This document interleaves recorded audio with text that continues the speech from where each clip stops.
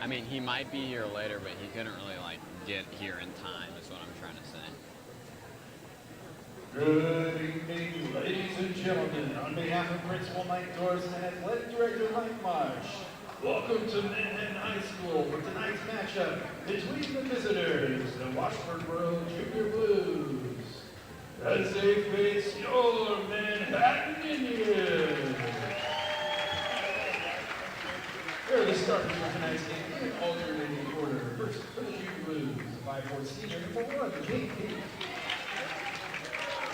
And beginning the 5'6" junior, number 1, J.V. Varsity.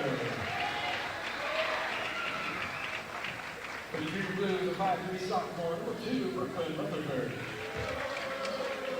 And for your Indians, the 5'3" junior, number 13, Pat Ball.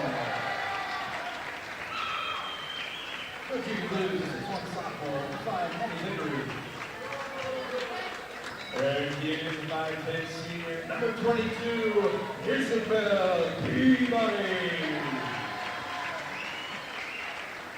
For the Junior Blues, the 5'11" senior, number 20, Madison Lemke.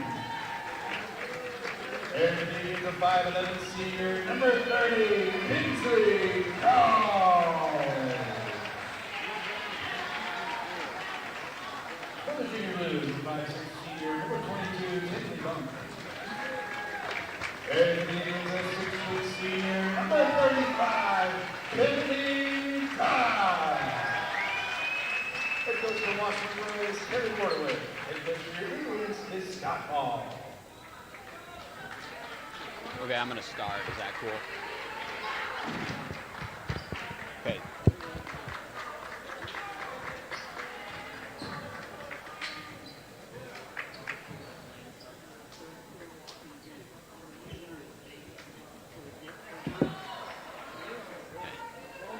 Welcome to the North Gym at Manhattan High School, where the Manhattan Indians are about to take on the Washburn Blues. The Washburn Rural Blues have had a great season so far. They have lost 2 straight, however, but the Blues right now are 13-6. The Indians are also 13-6. As we get close to tip-off, and we're underway here in the North Gym as Washburn Rural won the tip-off. The Indians are starting all 3 seniors on senior night. That's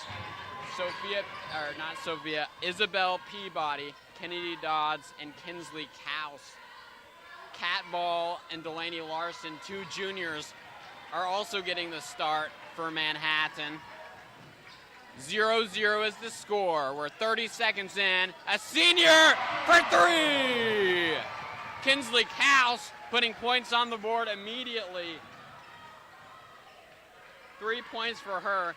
Indians lead 2-0. That was actually a 2-pointer for Kinsley Cowles. Her toe was over the line, and the Blues are going to respond. So 3-2 lead for the Blues. We're just a minute in. Ball, miss.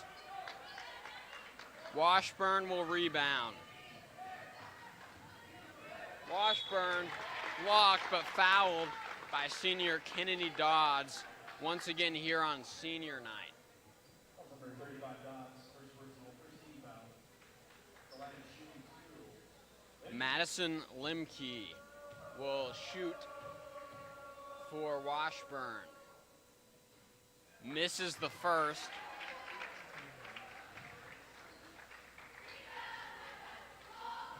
So Lemke misses the first, about to attempt the second. And this one is a swoosh from the net, and Washburn has a 4-2 lead, 6:50 left to go in the first quarter. Ball maneuvering pass to Larson, a fellow junior, who will almost have the ball get tapped away, regains possession. Pass to Cowles, thinks about it, shoots. The senior air balls. Peabody rebounds, Dodds to Ball. Ball behind the arc, gets fouled.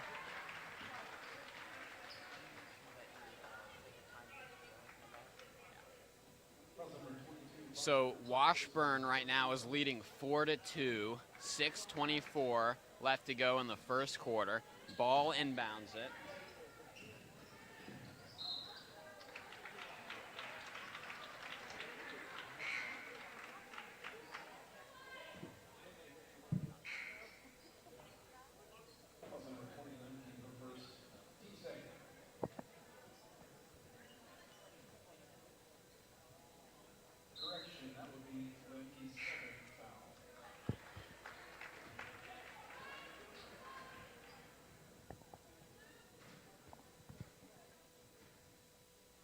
Okay, Delaney Larson, the catalyst to set the play into motion with an inbound. Pass the ball. Back to Larson, who shoots at the corner.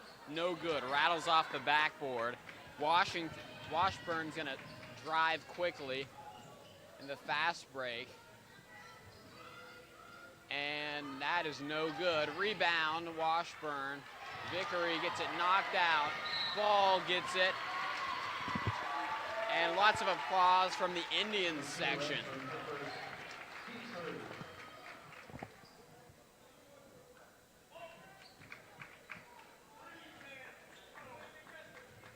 Larson will dribble down the court. Washburn still leads 4-2. Ball shoots and it's good. Two points for Ball. Score now 4-4. 5:40 left to go in the first quarter.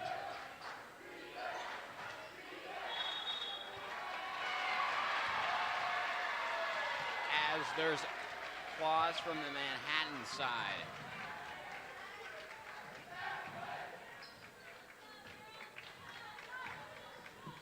And Larson dribbles in, pass. No, not a great pass though. Gets blocked by Washburn, taken to the other end.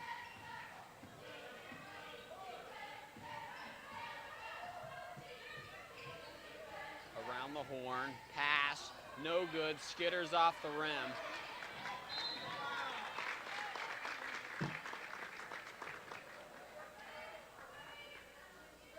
Manhattan is 6-3 in league play this season.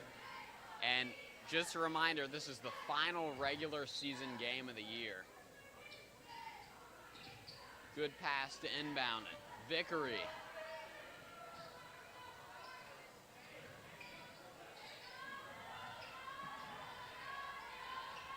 Back up top. Into the paint. Shot from three. Airballed. Defensive rebound by Larson. 4-4 is still the score. Kaus on her third shot of the night missed another. She came down with a shot previously, but the senior won't make that one. Tight defense from Manhattan. Pass to the corner. No good looks yet. Vickery now taking one and gets two on that play. Maddie Vickery, the K-State women's basketball commit, will score there. Larson fires, miss.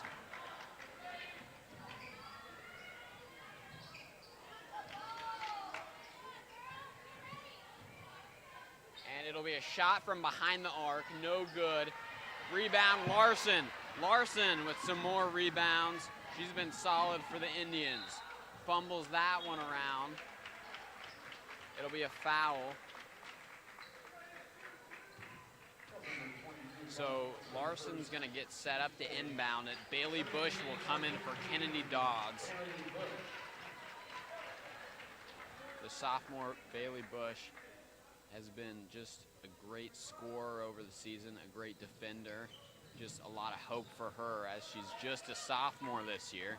Speaking of Bush, she'll pass it to Kaus. Too high for Peabody, out of bounds. Washburn Rural ball. Depuzois comes in the game. And Kaus will come out for now. So right now we have two sophomores, Depuzois and Bush in the game. One senior, Peabody, and two juniors, Larson and Ball. as that's Hershey that scores on that one for Washburn. 9-4 is the Washburn lead as Bailey Bush will put the Indians closer. 9-6 is Washburn's lead.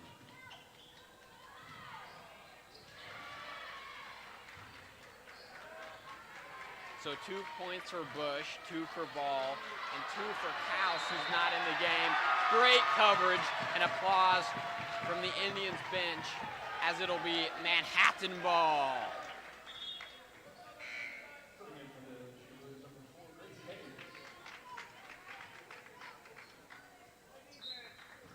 So Manhattan is on a 3-game win streak right now. They beat Hayden on February 18th.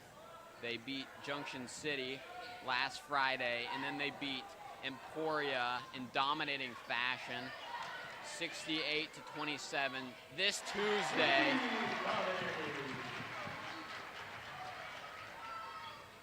Bush scores.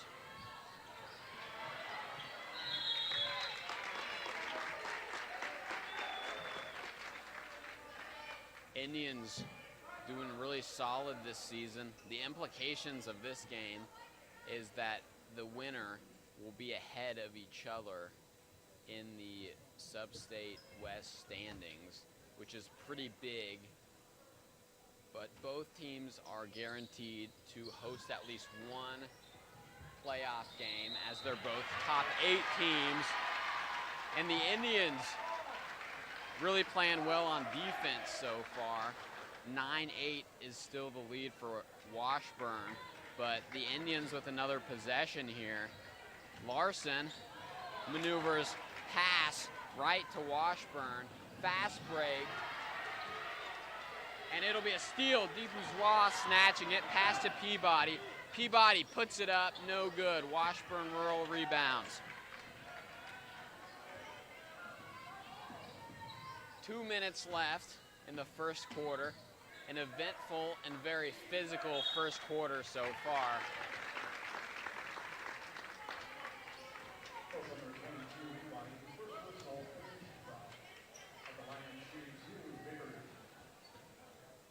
Vickery, the K-State commit, will be at the charity stripe and make her first. She has another shot here to put the Washburn up by 3 if she does make it. And this shot will be good for Vickery, so 2 for 2 on free throws for Vickery so far tonight. Peabody will come out of the game. The sophomore Beckett will come in the game. So 3 sophomores on the floor, 2 juniors, no seniors right now on senior night, as Washburn's up 11-8, 1:30 left to go in the first quarter. Bush is going to drive past to DeBourgeois, who gets it snatched by Rural. Rural now from the wing, pass to the corner.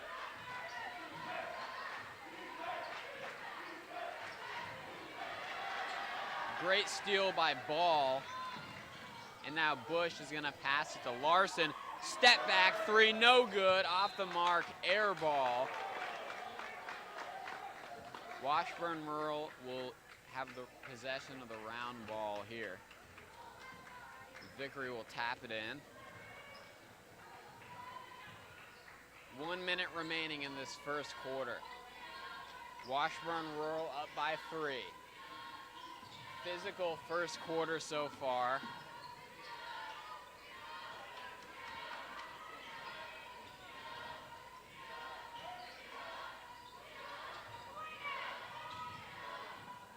Lots of passing around. Finally a shot. Rattles off. No good for Hayes. Indians ball. And it'll be still Indians ball. It'll be a foul. 5th team foul already for Washburn. And now Bailey Bush, who has 2 points on the night so far, will be at the line. Bush will make her first attempt.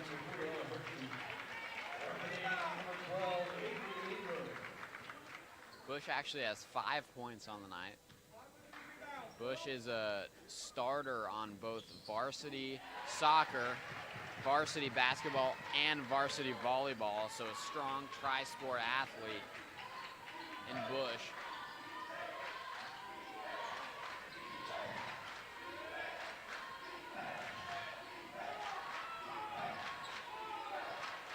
Overhead pass to the corner.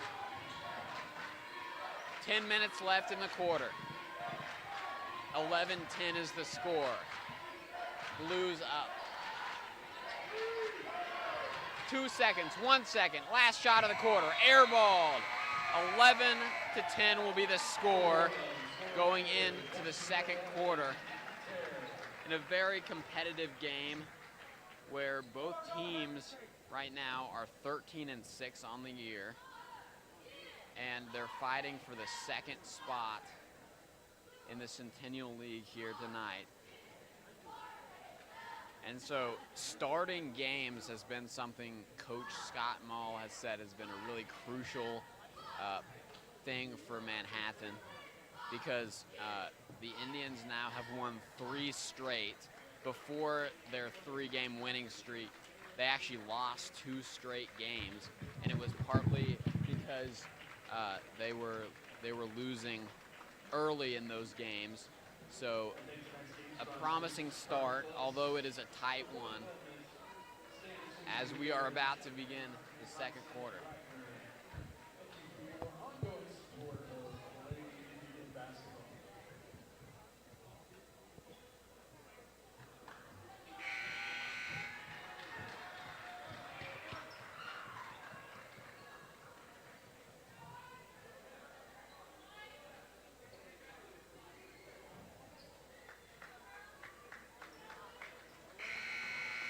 And Ball is going to inbound it to start off this second quarter with Washburn up by just a point. Avery Ingram in the game for the first time, a sophomore. So there are 4 sophomores in the game: Bush, Ingram, Ball, and Beckett, and DePouzois. Ball is the only junior.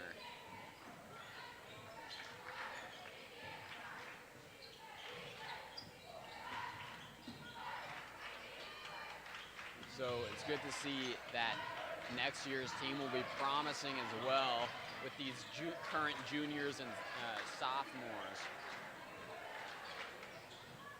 No good. DePouzois with a defensive rebound. She's had a lot of those this season.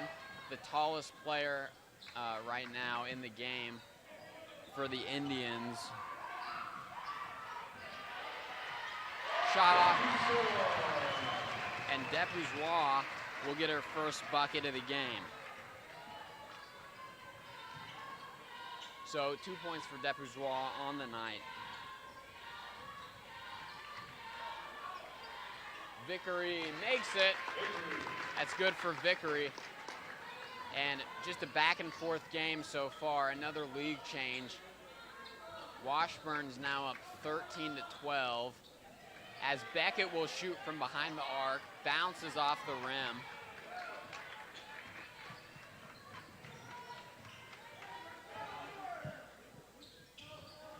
.6:30 left in the second quarter. This shot clanks off the rim. Second attempt good for Washburn, who now has a 3-point lead, 15-12. 6:20 left to go in the second quarter. Pass to Ball. Ball standing near the logo, will press in. Bush shoots behind the arc, no good. Off the backboard, DePouzois shoots, no good. It'll be Washburn Rural ball.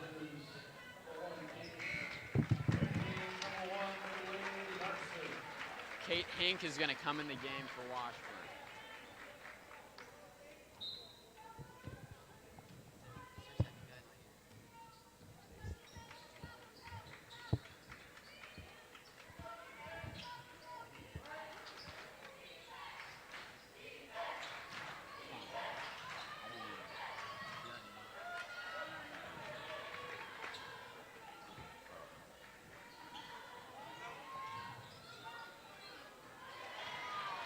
that's in front of Reese. Yeah.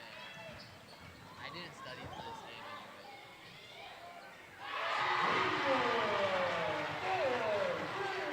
And that's good for Ingram. Her first points of the game so far. Tied ball game, 15-15. Hink, pass over to number 3, Hirschi.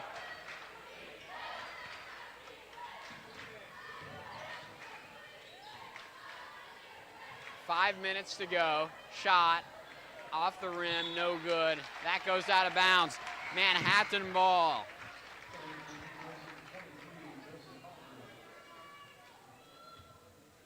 So 5 minutes left to go in the second quarter.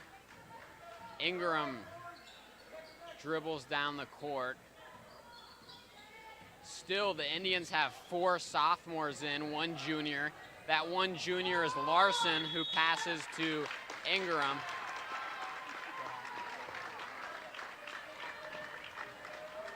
Was that a possible travel? I didn't quite catch it.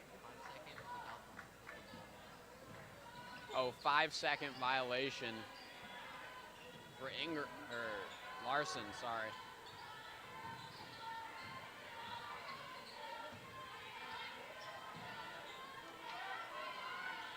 Lots of good passing. Finally with a good look. That rolls off the rim for Washburn. 15-15, and an Indian got fouled on that play. So, Indian basketball. Peabody will get substituted in for Depuzois. 4:20 left in the quarter, 15-15, still tied game. Ingram gonna pass to fellow sophomore Bush, who drives in too far.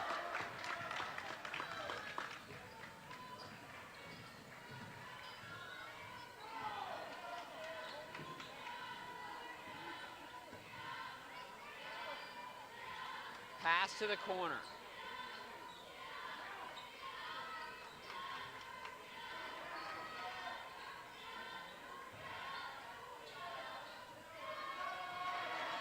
No good for Washburn. Manhattan will take possession with 3:40 left. 15-15 tie ball game. It's been a low scoring second quarter so far.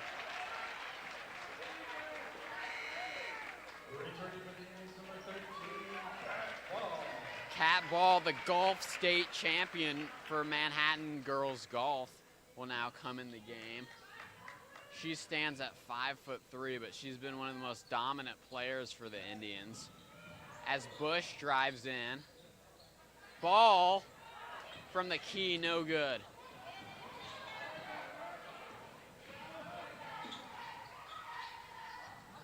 Washburn. Bush will have it, pass to Larson. Larson from 3. No good from downtown. Avery, pass to Bush. To Peabody, wide open layup for the senior Peabody, who will put the Indians up 17-15. And now some celebration for the Indians as they're up by 2 with 2:52 left to go and what's been a pretty quick half so far.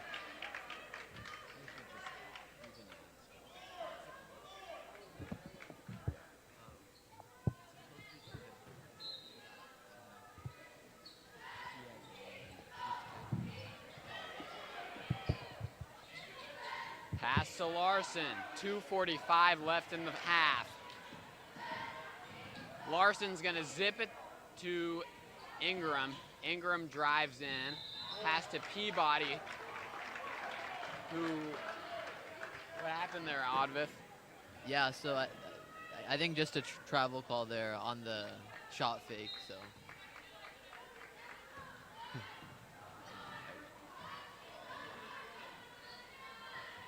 Lane Lewison and Oddvith Natarajan here for MHS basketball on our last regular season broadcast of the year.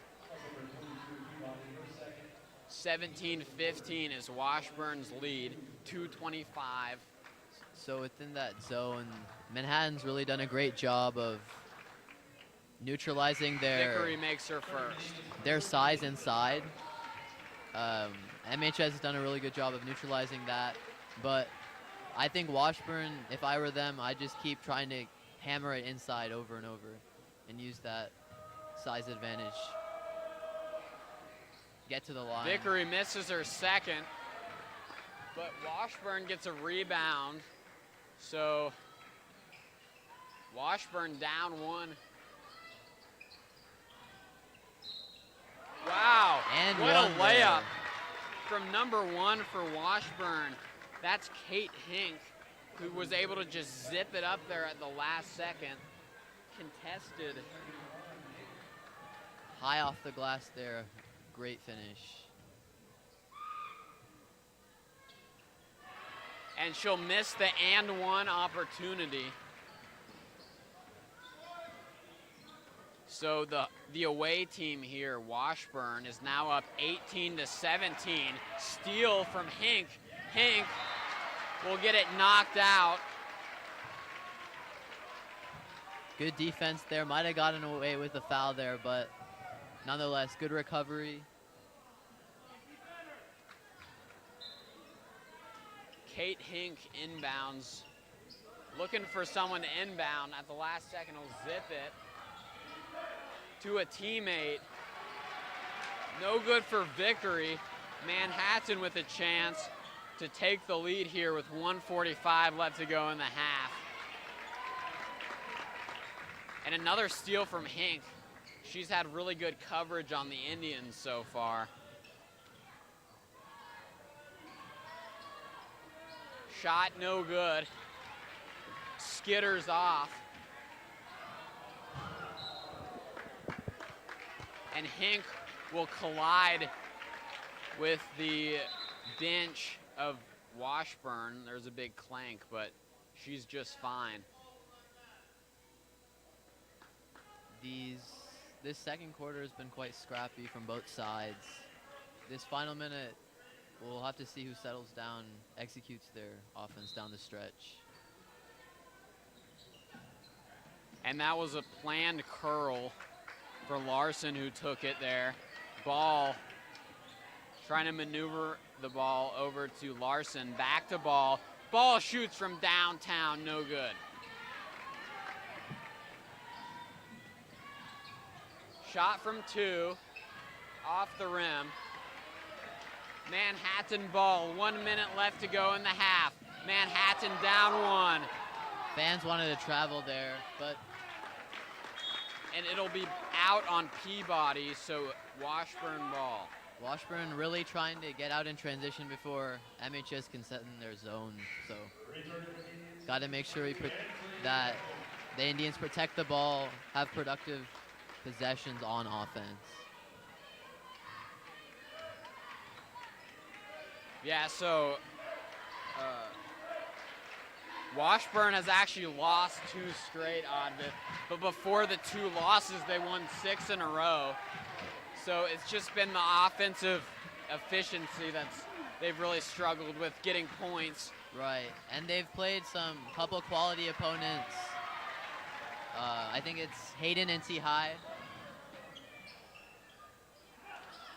Yeah, Hayden and T High, they lost by quite a bit, but in that 6-game win streak, Oddvith, it was pretty much domination for Washburn in those 6 games. They won by between 9 and 69 points each game, so a pretty big margin. Right, so But heading into that postseason, you really want to end off that season with a win or with some momentum, whether it's offensively or... 15 seconds left to go. Washburn up 18-17, 10 seconds. Washburn trying to hold on to the ball. Shot, no good. 1 second left, and that'll be the end of the first half of play. Washburn Rural is up 18-17 at the half, so we're gonna go to break. and you're watching MHS Basketball on the MHS Student Media YouTube channel. I'm Lane Lewison. And I'm Advit Natarajan.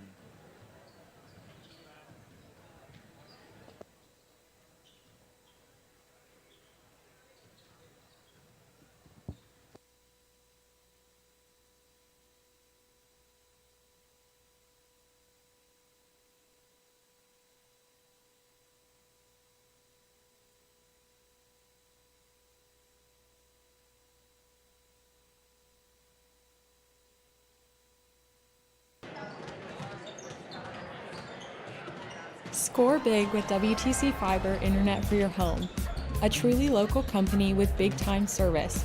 Sign up in 20 seconds or less at WTCKS.com. WTC Fiber, a proud member of the Manhattan community.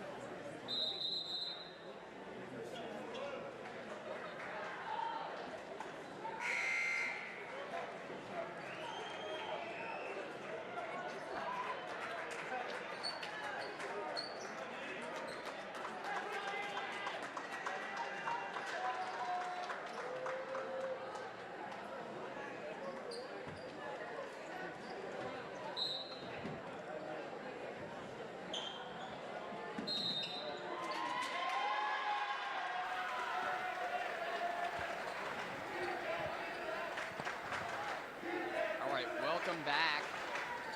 We're just underway here in the second half. Indians lead it. Washburn leads it 18-17.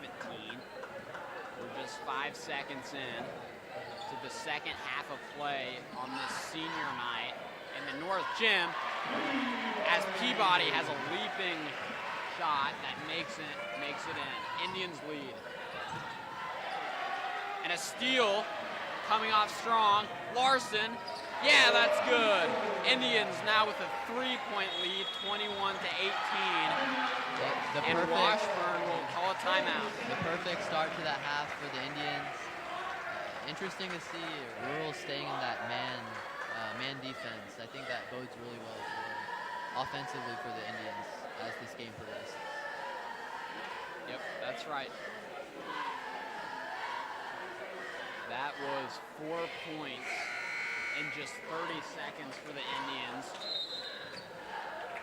So a good shot by Peabody. Those small runs are what swing games. Smart timeout by the Washburn coach.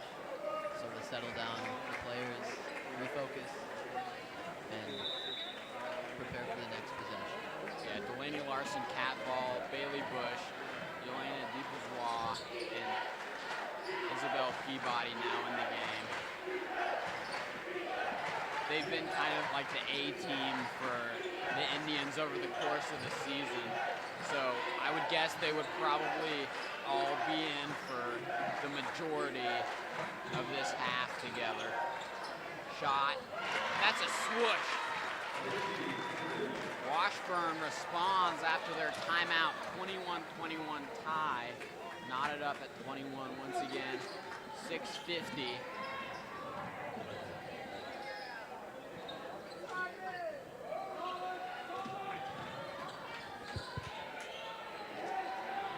Ball, shot, makes it. Points at her teammate, Bailey Bush. Great job by Ball there.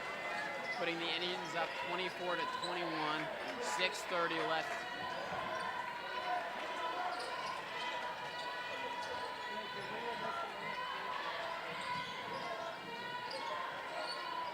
Great coverage.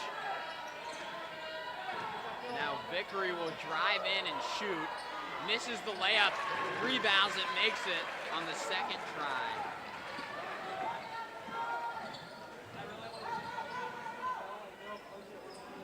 Larson's gonna toss it to Ball. And it's blocked by Vickery, who gets a rebound. Larson steals.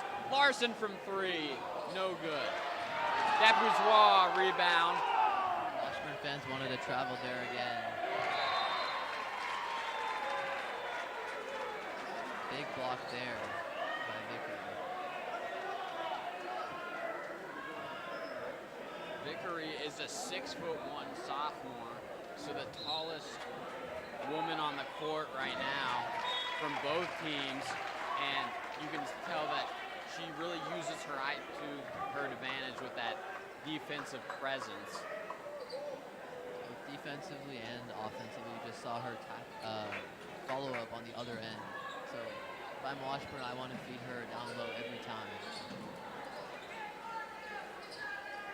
Yeah, in this matchup earlier in the season, Washburn Rural beat MHS by 30. It's not looking like it's going to play out that way this time, as it's a close game, 24-23 lead Indians. 5:30 left in the third quarter. Near end one there for Ball, but foul ball on the floor.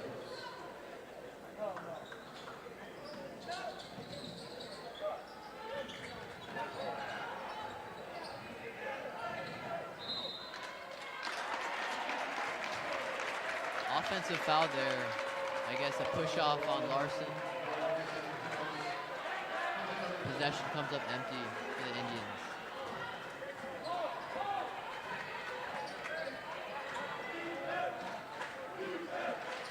Pass over to Vickery inside the paint to she targeted number 2 there. Rutherford. And Rutherford is going to inbound it over top to Vickery. The 6'1" sophomore who spins, gets the ball taken away. We've seen this before. Larson misses the layup. So a missed layup as Washburn gained on her. Vickery pass to Hink, out to Rutherford, and over to 22. Gotta have those transition points, especially in a game like this. It's a game of runs. Those type of plays can start or break runs.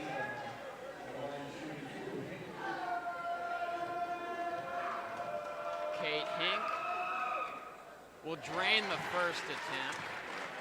She has a second coming up as it's a tied ball game, 24-24. Just under 5 minutes left in the third quarter as Hink will take the lead for Washburn, making her second there. 25-24, 4:40 left. Larson, pass to Yelena, over to Bush. Bush inside to Ball. And one there. Ball, the 5'3" junior, will have an and one opportunity here. Wonderful set play there. Pin down low for Ball to come down to the low block and get an opportunity for 3 points here. Both teams sort of trading blows here early in the third, mid-third quarter. Ball misses, so no good on the extra point there after she was fouled on a made shot. Bush steal. Bush gets it knocked out. It looks to be Washburn ball. Indians ball, I believe, knocked down. Yep. Defender at the last second. Indians ball. Larson to Bush. Bush rips it. Air ball over the rim.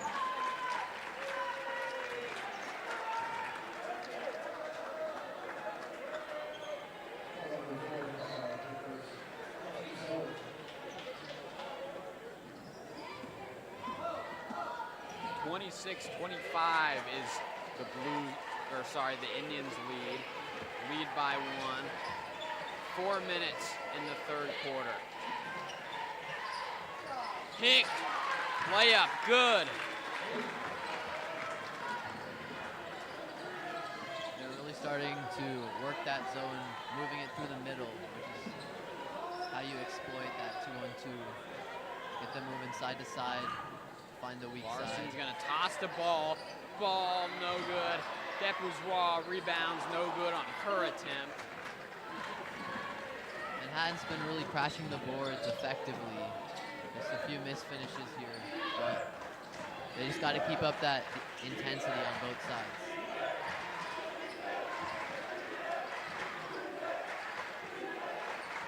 Vickery will pass it in the paint. Hink will volleyball it over to her teammate. But in the end, it'll be Indians ball. Wow, that was quite the nifty play there. I realized she wouldn't completely get to the ball and sort of just hits it to her teammate. Doesn't knock it down, but still moving the ball quite quickly and effectively, getting open looks.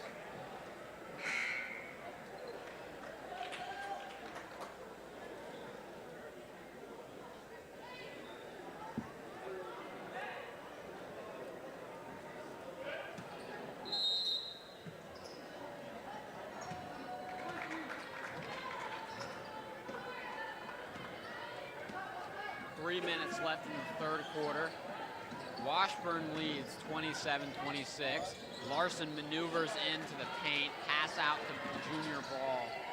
Ball shoots, swoosh! Indians lead. Almost stolen right out of the inbound. They're flying around, making plays defensively. That's where it starts, every possession. The Indians just feel really connected. You know, they hang out a lot off the court, but they also have great chemistry, you know, on the court. So that's a really powerful thing for a team to have, as Vickery will drain it one, and Washburn now takes the lead.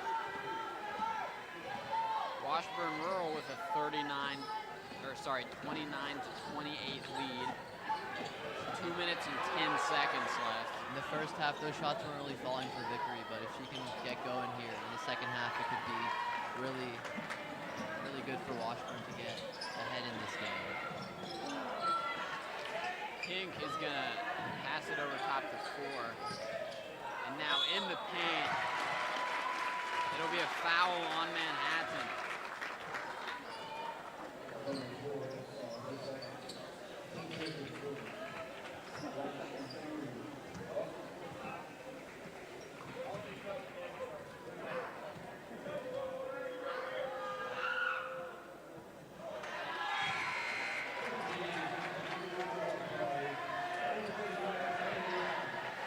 Two seniors coming in the game. That's Katie Dodds and Isabel Peabody.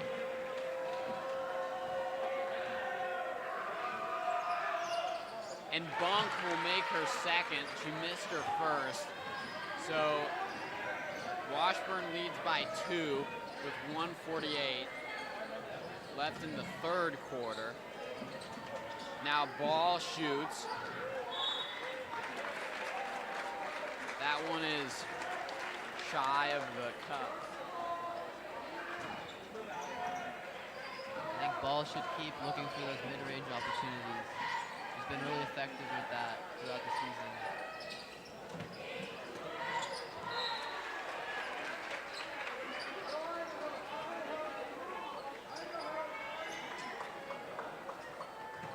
I kind of feel this like atmosphere getting a little more intense here as both teams really want to win this game. Once again, they both have the same record, 13-6 this year.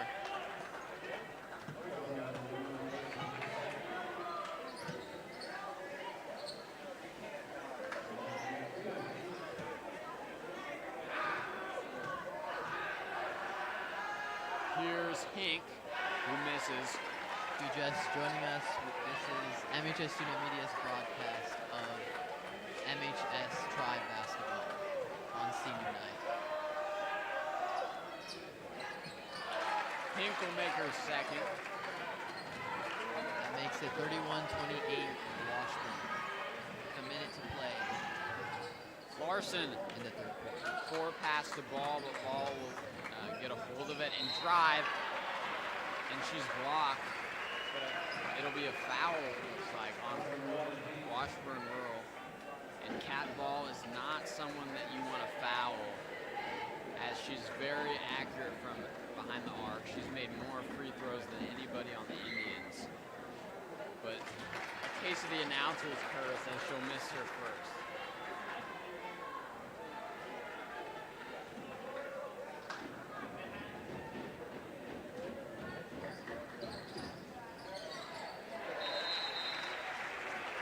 Friendly bounce on the second.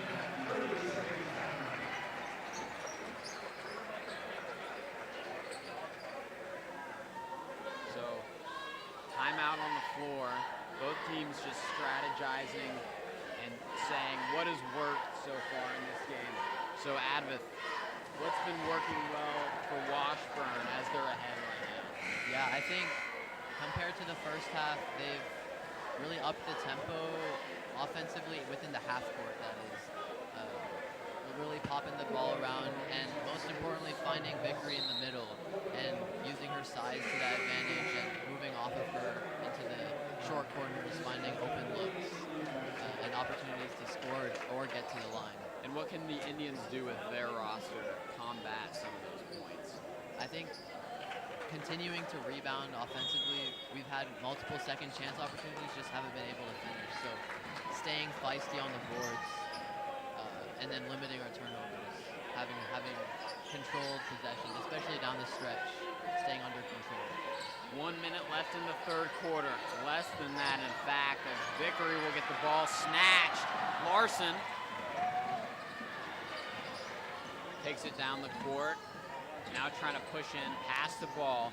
Ball, no good. Peabody with the rebound. Ball will drive in. No good for Ansley Beckett, who stumbles. 30 seconds left in the third quarter. Blues up by 2.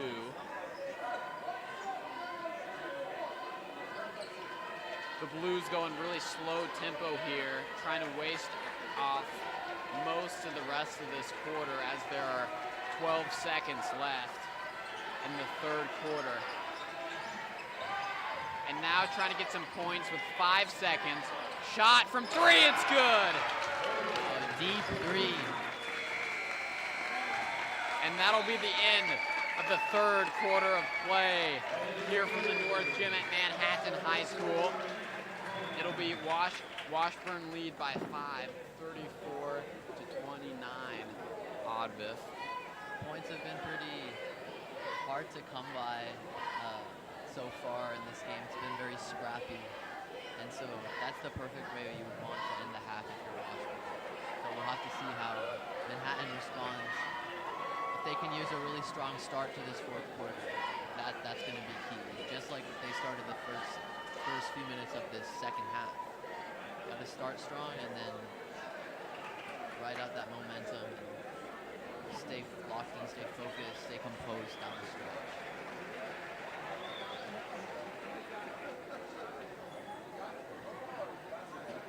Yeah, the Indians are 6-1 at home so far this season. So they've been good.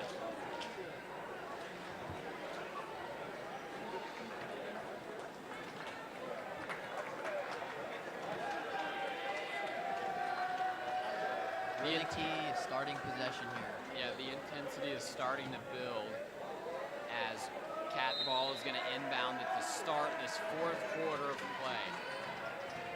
In both teams' final regular season, Sub-State starts next week.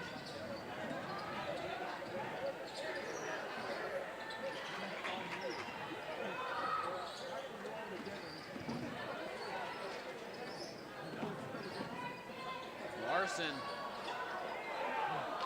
shooting it and rolling on top of the backboard.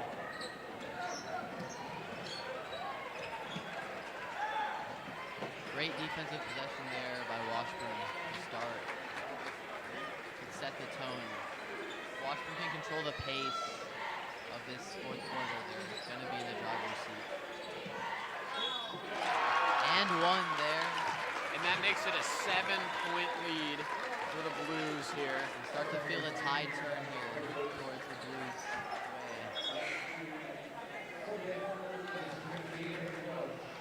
So Bush is going to come in the game. A player that you know can get some points when most needed. And they are most needed here with just over 7 minutes. Indians down 7 and now down 8 against Washburn. Bush, good pass to Peabody, wasn't quite expecting that. Good shot fakes there.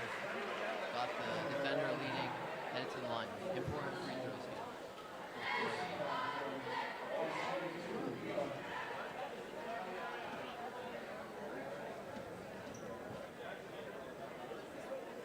Peabody, no good on her first.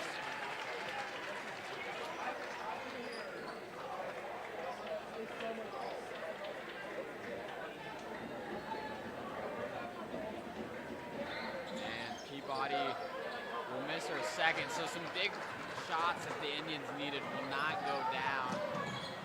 And Washburn now has a chance. Washburn Rural is going to call a timeout here. The Indians can benefit from that timeout. Oddvith, what do you think they're saying in their huddle? I think you got to pick back up the intensity. It's especially on the defensive end. You almost saw it there. We just got beat out in transition just off of a free throw. So if I'm coach, I want to tell the team to refocus defensively and sort of bring it and wreak some havoc these final few minutes and try to force some passes, force some turnovers to get back into this game. It's cat ball, Bailey Bush.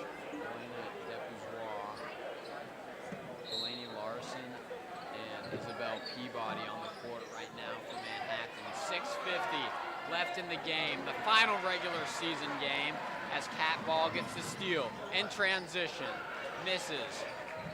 Gotta have those. That was the perfect setup. Good turnover force out of the timeout. 6:30 left to go in the game. A hefty 8-point lead for Washburn.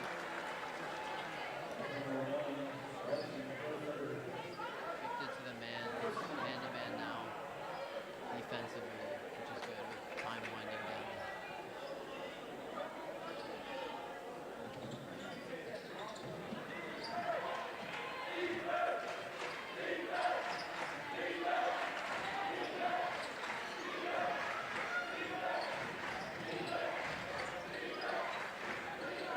Three-point shot, no good. Washburn couldn't quite connect. Bush, much needed points there from the sophomore Bailey Bush. Perfect. 6 minutes remaining. Perfect outlet by Peabody there, getting out in transition. Those are the types of baskets you want to get back into the game. The Tribe right now is trailing by 6 points with just about 6 minutes. To be specific, 6 minutes and 1 second. Ingram comes in the game. Larson comes out.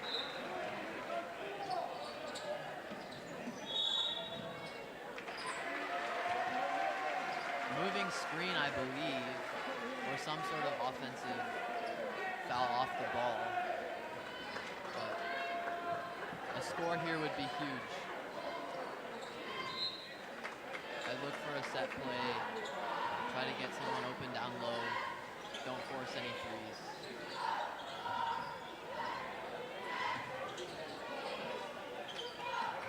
Cat Ball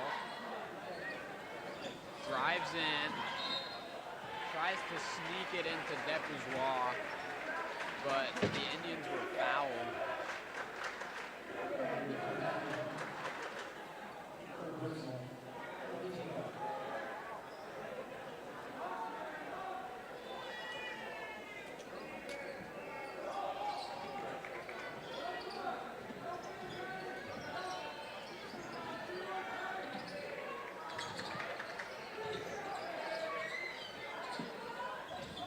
Ball uncorks off the rim.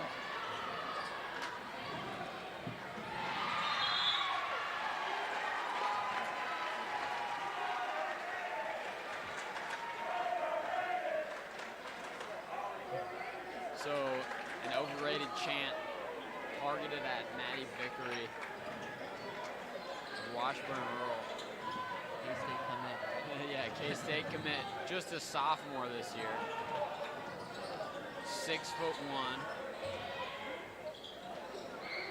Peabody pops off the rim. Oh, what a steal. What a snatch for Depuzois. Keeping the possession alive as Bush will go up and score for the Indians. So the Indians now are just down by 4. So in a much better position than just a few minutes ago. That was a hectic possession offensively. Ball really bobbling around on multiple occasions, but found the open. But it really came down to Yelena just forcing that ball out to give the team another chance. Great turnaround jumper there by Vickery.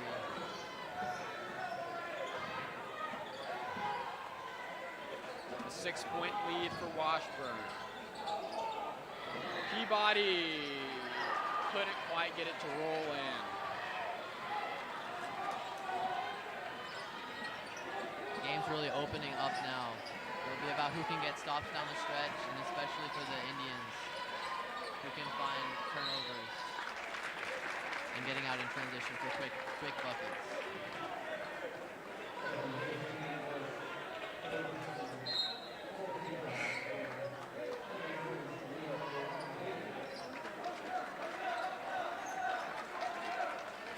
Four minutes left in both teams' last regular season game. 6-point lead for Washburn. who has possession of the round ball here, making some passes outside the arc. Now almost by the half-court line. Washburn clearly trying to get time off the clock. Do you think the Indians should foul here? No, I think there's too much time left. And Vickery just coughs that one up. So Indians, Avery Ingram The bank is banks open. it. What a shot to get the Indians within 3. Shot of the game for the sophomore. Just when you thought Washburn was just trying to milk the clock away, maybe bring it to 2.5 minutes. They're careless with the ball. Indians get the turnover. Hits the 3 and Ingram hits the 3 in transition. With 3 minutes, 22 seconds to go. Lots of time here. One stop and a score, and you're right there. Will the Indians increase their streak to 4 wins in a row and have the Washburn Rural Blues lose their 3rd straight? Or will it be a streak starter for both teams going into the playoffs? We'll see in this last 3 minutes and 22 seconds. As both teams jog back onto the court, a 3-point lead for Washburn. Defensively, if you're the Indians, I think you know where the ball's wanting to go, right? It's wanting to go to Victor. So I'd sort of cheat on that and try to make the other players contribute and make the big shot. Number 1 on Washburn, Hink, has been a great shooter so far this game. So that could be another player they could target here. But Vickery definitely public enemy number 1 for the Indians. Corner 3 there for Washburn. That's the response you want. Yep, that was Gracie Hayes who was able to get that triple. Great find down low. Bourgeois will respond.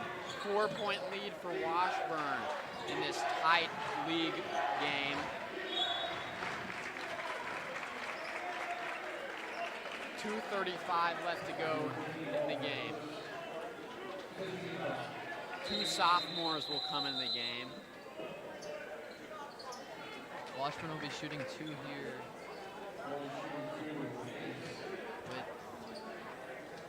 They'll be shooting 2 here from here on out, with Manhattan having 5 fouls. They've been very solid at the line the whole game.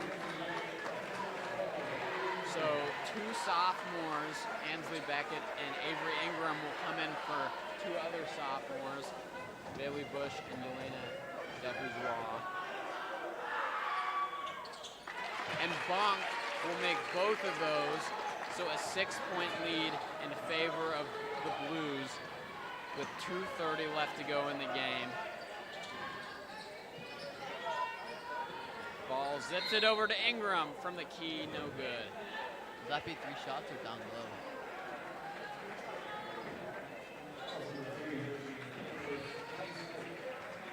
All right, it's a push. So down. Larson inbound the ball.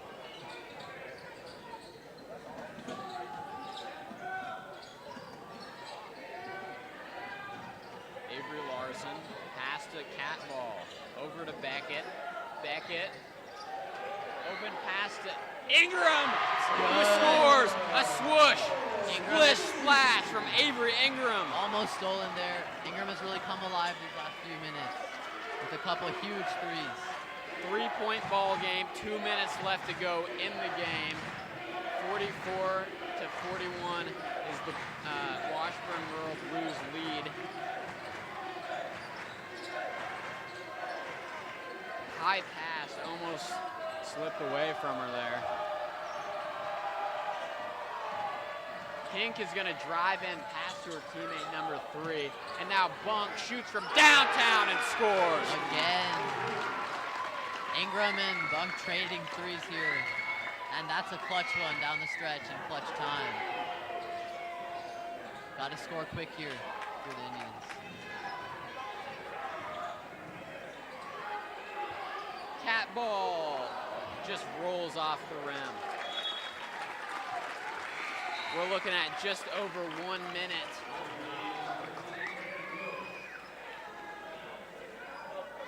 Washburn Rural is up 47-41. And they have the ball as Hunt is going to pass it. And Bailey Bush knocks it out. Off the knee of the Washburn player there. That Really is great defensive play. the best thing that Manhattan could have hoped for there.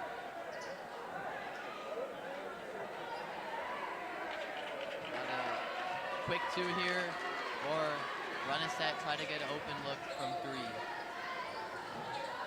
I would trust Avery Ingram to shoot it here. She's been really making good shots so far. And Cat Ball will drive. Good opportunity here, stop the clock. Can cut the lead to 4.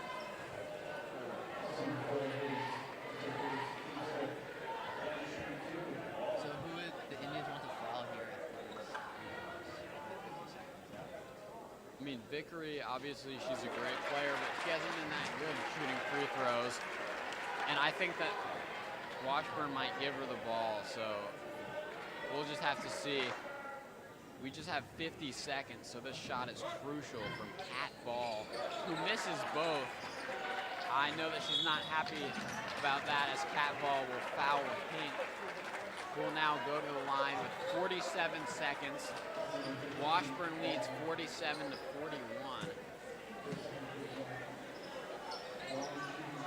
They hit both here, might be out of reach for the Indians.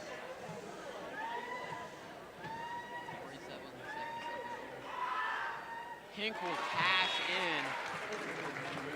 48-41 lead for the Blues. The Blues trying to snap a 2-game losing streak.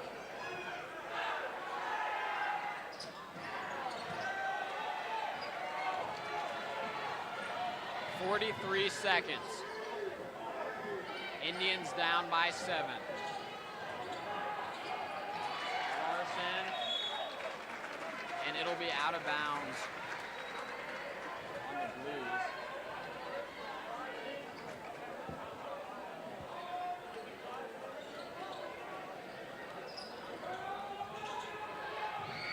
Avery Ingram rolls off the rim.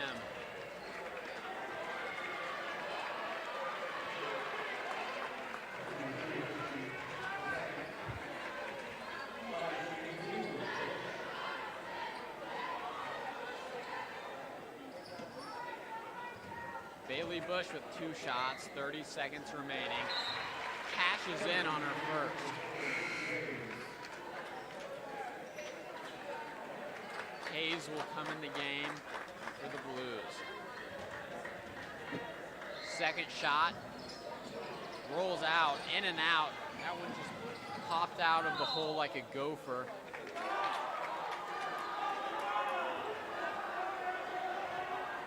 Washburn fans clearly want to foul, but not one there. The Indians call a timeout as they trail by 6.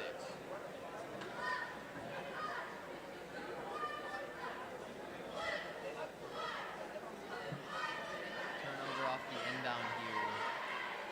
Get a quick three and foul again.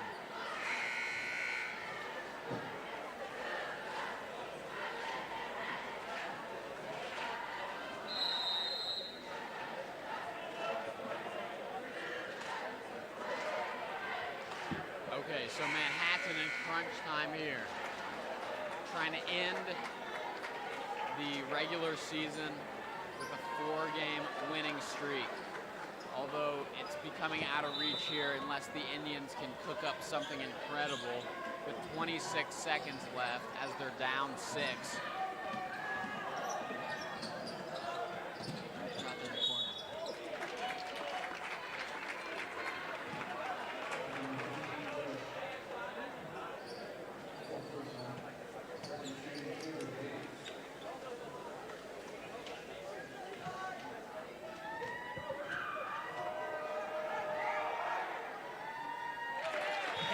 makes her first. So this game is starting to slip away. It would take a miracle for the Indians to win. Another critical difference between both teams in this game is free throw percentage. Indians have really struggled from the line throughout the game. Yeah, especially when they needed the most here in the fourth quarter. Washburn's been very consistent from the line. Sort of iced this game. Made some critical runs down the stretch. And that ball just spun away from Larson. And now Washburn is going to have the ball with 12 seconds, up 8.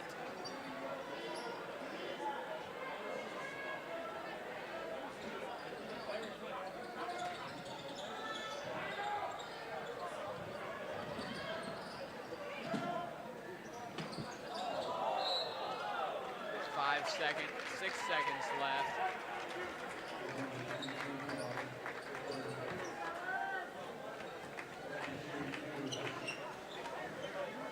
So with 6 seconds, there will be a blue at the line right now. That's Hershey, who misses her first free throw. But right now it's becoming garbage time. Hershey makes her second. 6 seconds for the Indians. Larson deciding not to shoot, pass the ball, who fires, makes it at the buzzer. So it'll be Washburn Rural who will win this game. And it'll be 51 to 45. And so the Indians will go into sub-state with a loss, unfortunately. Washburn will break their losing streak, and they will advance to 14-6 on the year. Indians drop to 13-7. And I believe MHS will still host next week, the first round of sub-state. Yes, they will host the first round. And I think we're not exactly sure who they're playing unless you. Yeah, it'll depend on results tonight. I think the difference in this game today, basketball is obviously a game of numbers, and there was that stretch, and it's about how you start quarters and end quarters. Yeah. And there was those last 2 minutes of that third quarter and the first 2 minutes of the fourth quarter where Washburn really took control of the game and were really efficient offensively and really stout defensively. And MHS went through a scoring drought where they really couldn't get anything going, and that stretch sort of iced the game for Washburn, and it was really hard for the Indians to storm back, even though they were within 3 down the stretch. Some clutch shots by clutch threes to respond to our efforts to the MHS efforts to come back, put the game out of reach. Yep, so in the end, Indians couldn't quite win the game, but stick with us here on MHS Student Media. We have the senior ceremony here on senior night from the North Gym here in Manhattan High School.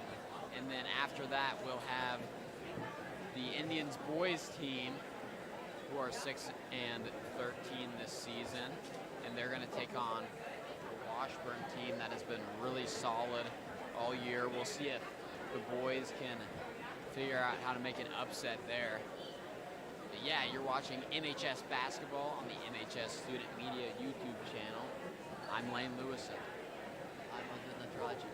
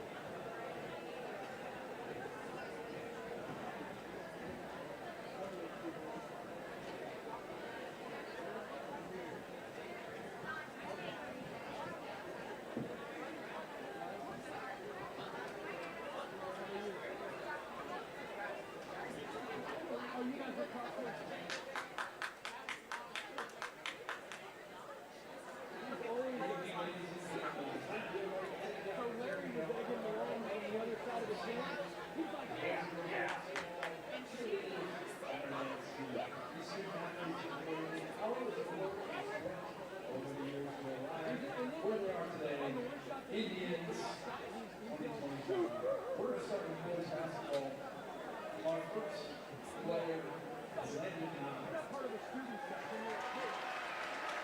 Landon is the son of Ryan and Erica. He's a three-year winner in basketball and plays for the University of Kansas this year. He's a good center in the East Coast.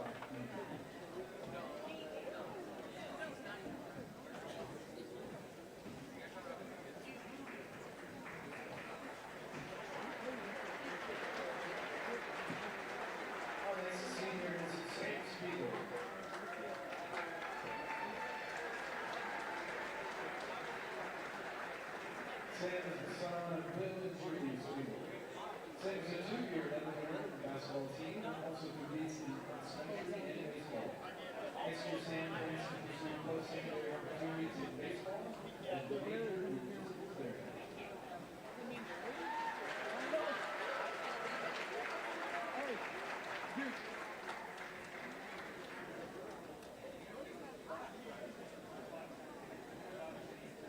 I would like to recognize the senior members of the 2025 KHS girls basketball team.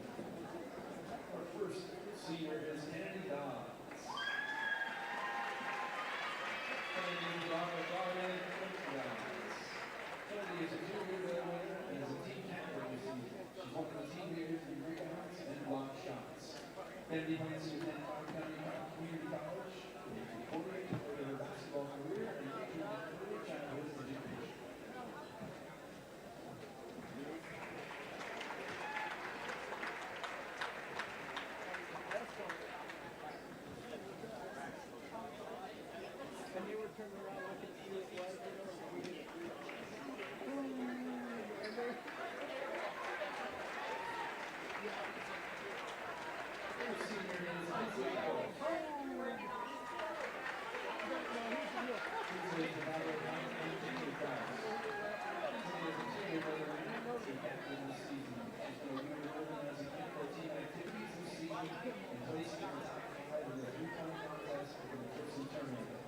Kinsley is a Kiwanis High School scholar and a member of SCA. Has been an offensive support team received a Gold Spiner Award for demonstrating superior character and career and caring for the peer with special needs.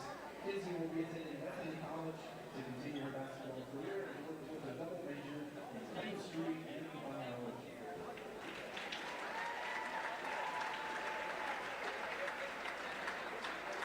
Ohio's senior committee is Isabel Peabody.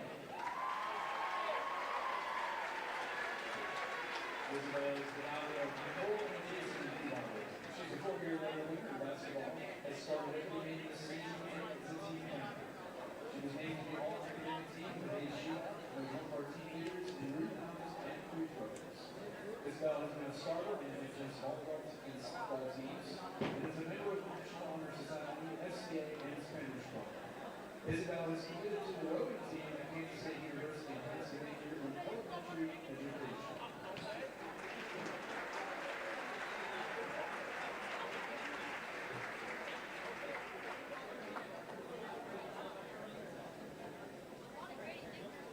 Up next is our cheerleaders.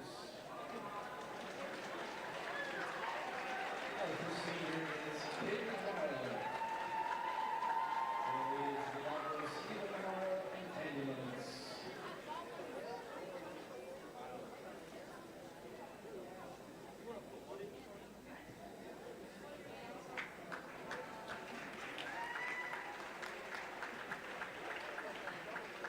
Our next senior is Brooklyn Ballou.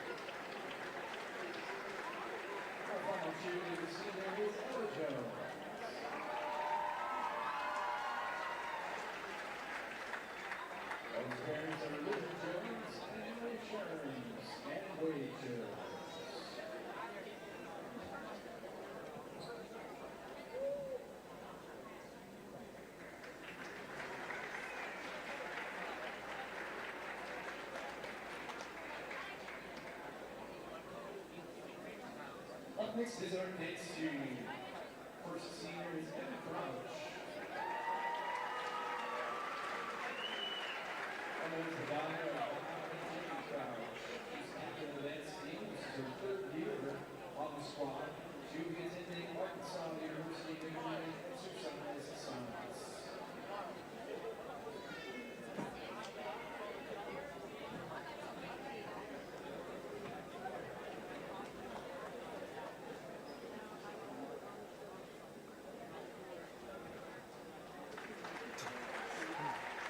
Our couple senior is on a competition this weekend with his Rachel Palmgren. She's the daughter of Bryce and Jennifer Palmgren. She's captain of the dance team. This is her fourth year on the squad.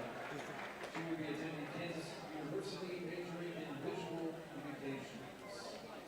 Let's give one final round of applause for all of our seniors. Thank you, seniors, for all of your outstanding contributions to Manhattan High School.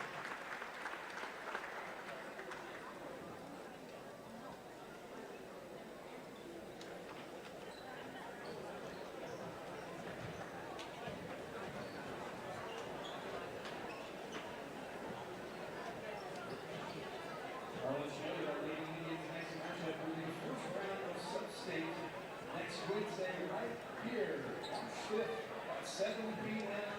right here at NHS. The opponent is yet to be determined.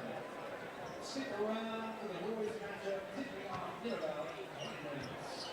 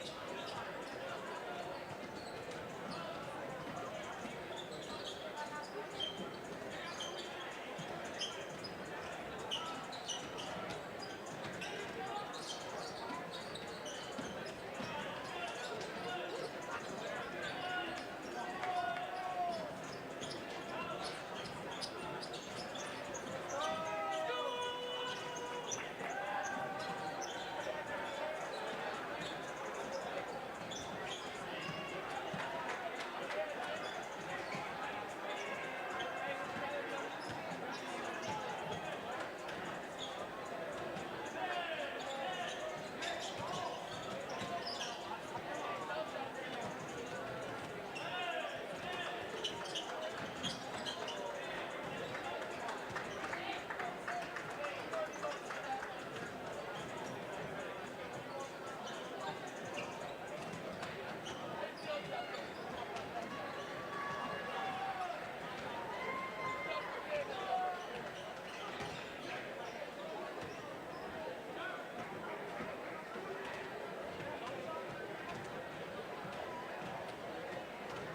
evening, ladies and gentlemen. At this time, would you please stand and remove your hats in honor of this great nation. Please join me in welcoming Jasmine Ramirez as she sings our national anthem.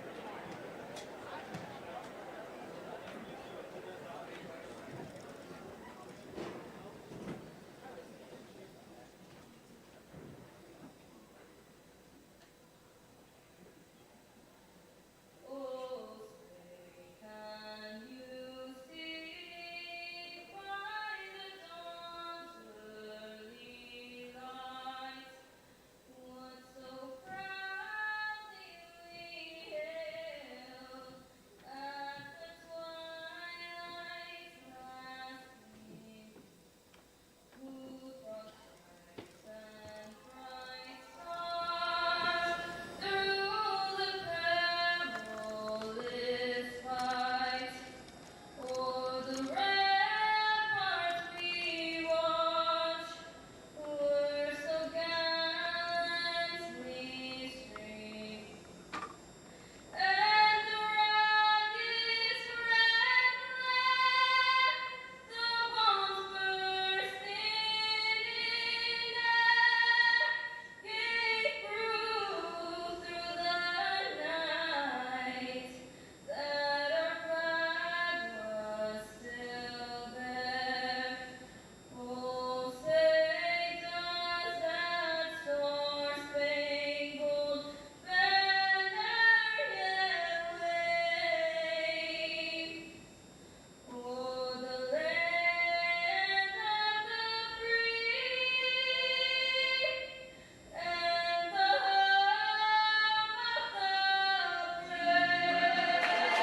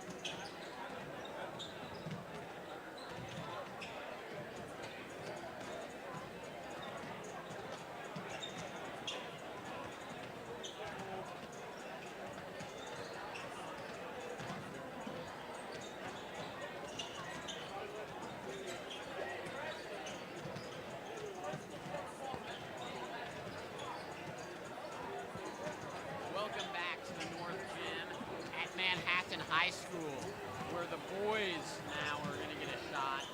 The Indians of Manhattan about to take on the Washburn Rural Blues in just about 3 minutes. We heard a great national anthem from Jasmine Ramirez to get us started here.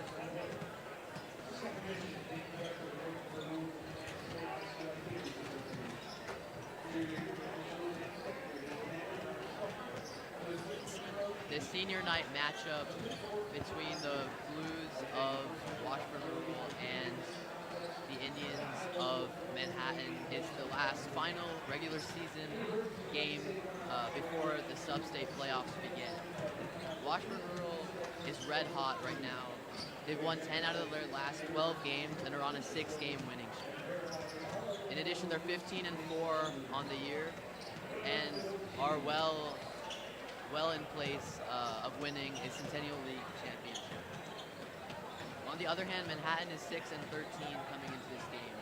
They're currently on a 3-game losing streak, all 3 of which have been nail-biting losses to Hayden, Junction City, and Emporia. However, so far this season, aside from a few blowouts, close losses have been the theme for the squad. In a way, heading into the postseason, that could be promising, as they've shown that they can compete with some of the better teams in the region. For the Indians to pull off the upset tonight, I think there's some key points they should be focusing on. Firstly, they got to limit the turnovers, got to protect the ball, and make sure they're having efficient possessions on offense. They've got to continually find the mismatch. Washburn isn't a very tall team per se. They've got some athleticism, they've got some shooters, but we should be able to exploit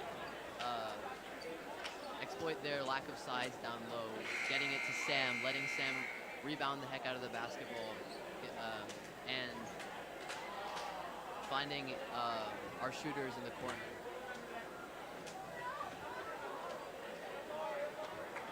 Their last meeting earlier this season was a blowout by 30 points, and the Blues put up 75 on this Indian squad. So defensive intensity and organization is going to be key for MHS to be successful tonight. Washburn Rural is very active off the ball defensively, and so the defense must be organized and must limit their big playmakers in Amari Jones and Simon Rowley, who both led the team in scoring so far this season.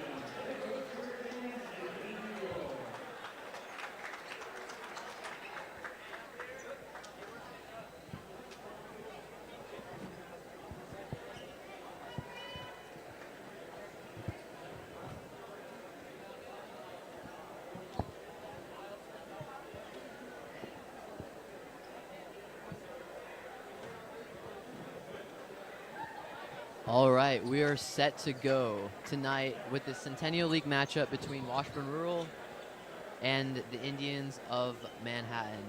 It's senior night. The duo of seniors for Manhattan, Sam Spiegel and Landon Knopp, have led the way for this Indians team for much of the season, with Knopp leading the team in scoring and Sam being a beast down low. On the other hand, for Washburn, you have a trio of big scorers, all in double digits, with Amari Jones, number 0, averaging 11 points per game. Caden Ballard, sharp shooter, averaging 12 a game. And there's the tip-off. Washburn Rural will get the opening tip here to start out this senior night match. Keep going, keep going. And number 5, Simon Rowley, is their leading scorer, averaging nearly 15 points per game. That's right, Audrey.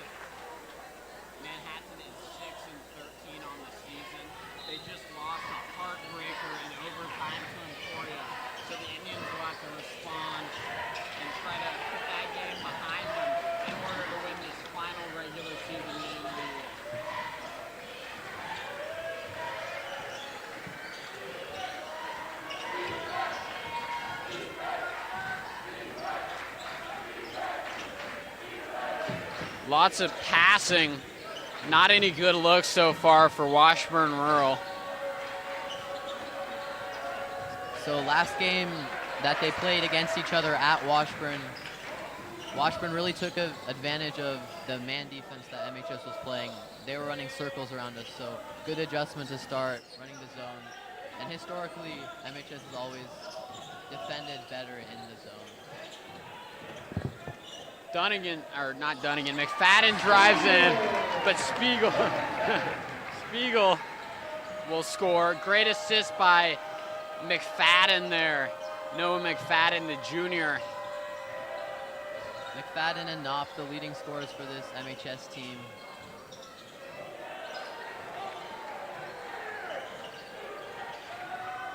Shot from 0 that rolls off the rim. Manhattan ball. Deering, little toss to Newton, who stampedes the rim, and he'll get some points. So tied ball game, score knotted up at 2 with 6:16. 4-0 is the lead for the Indians. And now Newton will miss the and-one opportunity with 6:10 left.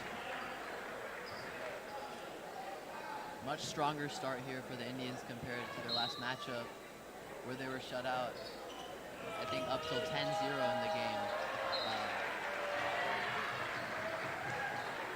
Great defensive possessions here, setting the tone.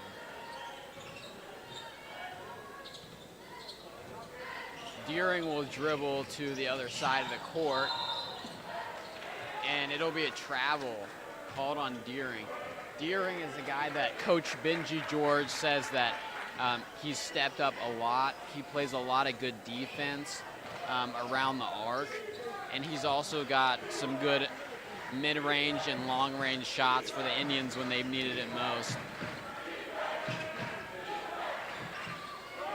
Swoosh! Washburn only trailing by 1. Score 4-3. Indians lead as Spiegel will find Deering. Washburn's one of the best shooting teams that Manhattan has faced for much of the season. Score! Knopp with a splash! And a great start for the Indians already, 7-3 lead.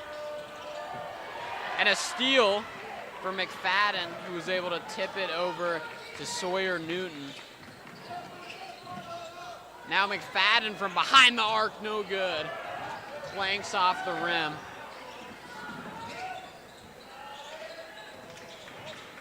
Shot, rolls off. Great immediate rebound by McFadden. 4:45 left in the first quarter. I try to find Sam down low here.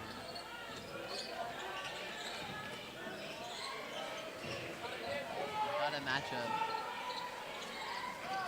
Knopp, fade away, airballs it right into the arms of Washburn. 4:20 left in the first quarter. Indians lead 7-3 as that shot is missed. Another great immediate rebound. Sam Spiegel there, the team's leader in rebounds with 100 rebounds total going into this game. He has a few already today.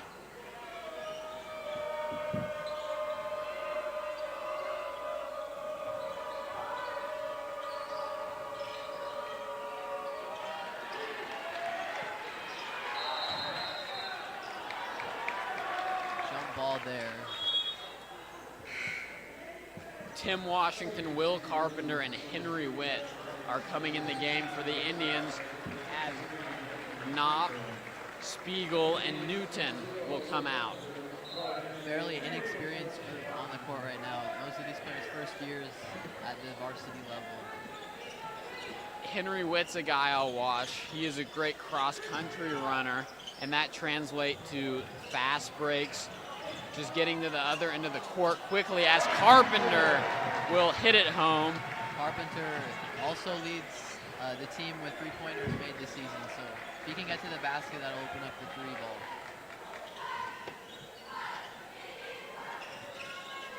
I think the reason this Washburn team has been so effective this season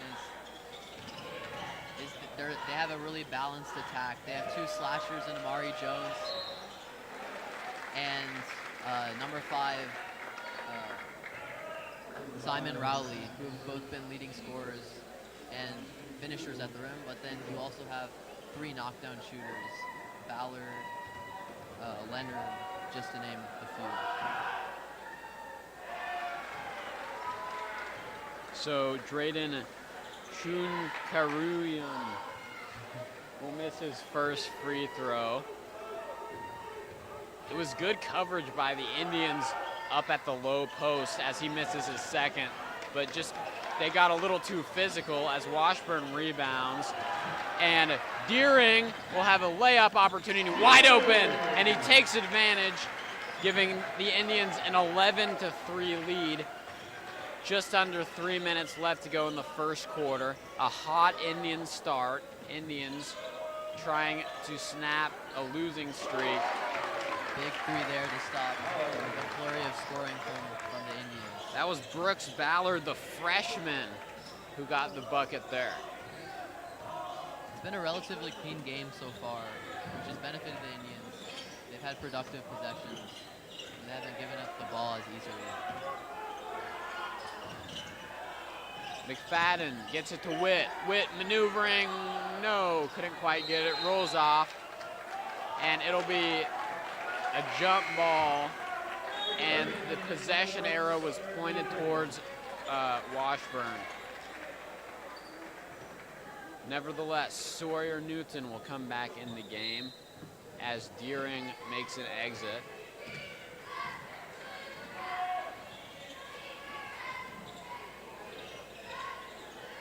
.210 left in the first frame. Shot, no good, rolls off. Witt, rebound. It'll be a foul. And some applause from Washburn.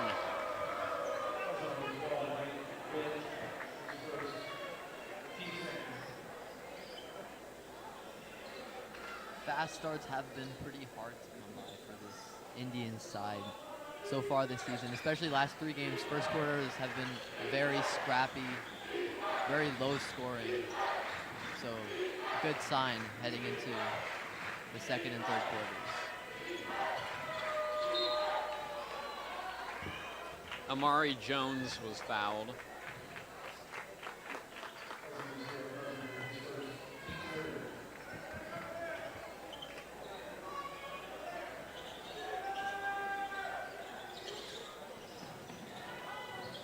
Shot from the corner, rolls off.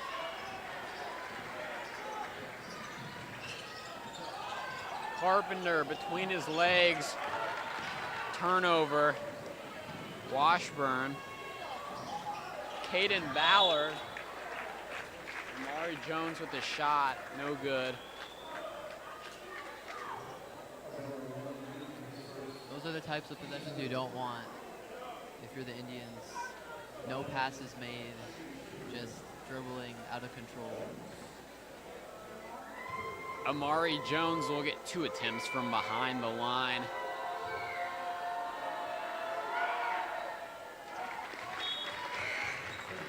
And Amari Jones will cut the deficit to 4 for Washburn after making his first free throw.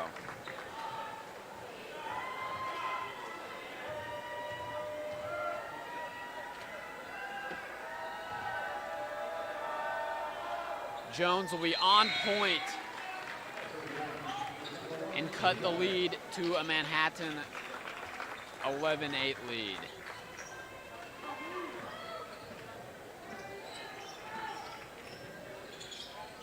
Newton for Washington. Witt. And now Carpenter will pass it to McFadden, who makes his move towards the goal. Shoots. That rolls in for the Indians score. 13-8 is the Indians lead. 1 minute left to go in the quarter. McFadden's first points of the game, great to get him going.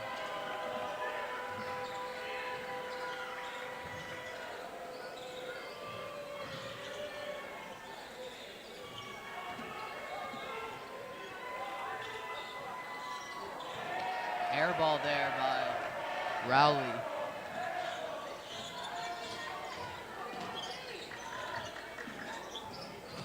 Sawyer Newton drives in, uncorks, no good. Washburn ball.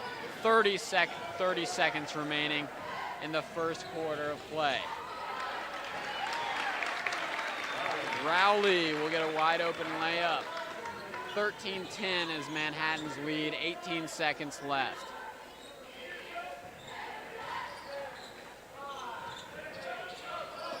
Newton with 10 seconds, coughs it up, Washburn ball. Back to Rowley, who gets blocked by Tim Washington. Washington with the rejection, Newton now, and he can't quite get the layup right before the end of the first quarter. So at the end of one frame, the Indians are up 13-10. Very wild. Began to go up and down, hectic end to the quarter there. I think Washburn benefits in transition. They can really get out and run and find their shooters in much more open situations than if they let the zone set up. For the most part, when MHS has established their zone, Washburn's only been able to have corner three opportunities, and they haven't hit them so far. So I take that gamble so far, but if they get hot, I try to switch it up or try to initiate more pressure on the outside, but they haven't been a threat inside yet. Yeah, a big key for the Manhattan, especially in the first quarter, was their ability to just get those defensive rebounds and not let Washburn get a second chance at trying to score on that in any given possession. Besides those last 2 minutes, I guess, they did a solid job taking care of the ball as well. Got to keep that up. Got to prevent runs of where we're really turnover happy.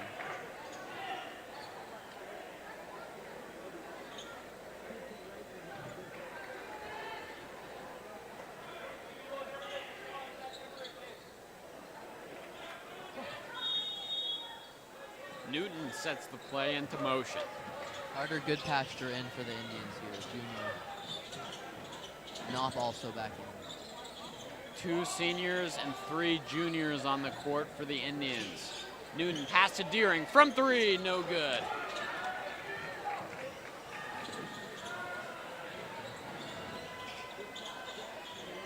Oh, nearly blocked by Deering, but Rowley gets it to roll in.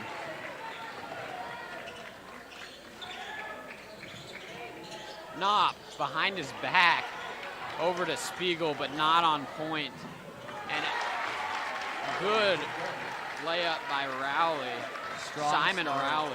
Strong start here off the quarter break.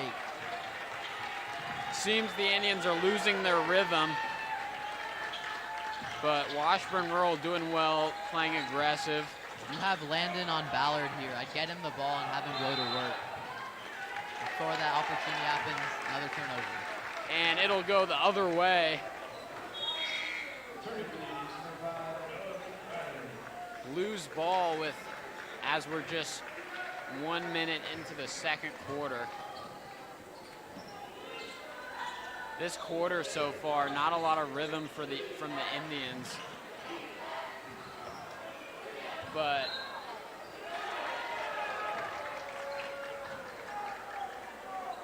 Blues ball still.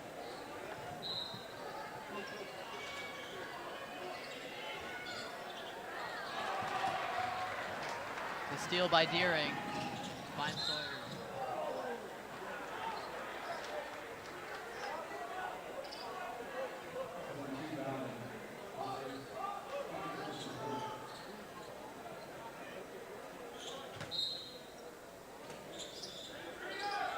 Knopf inbounds it over to Spiegel, who gets it over to Deering.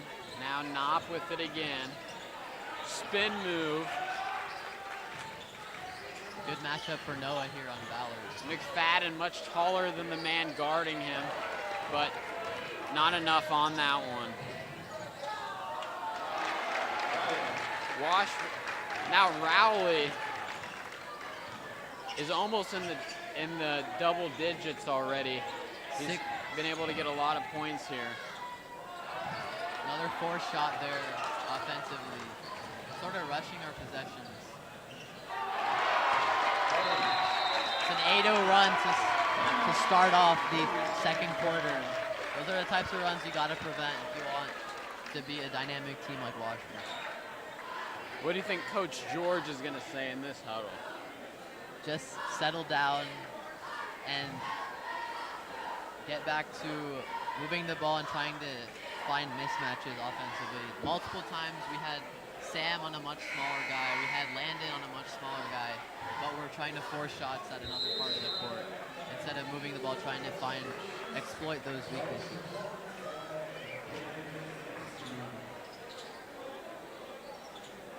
Six minutes left in the half.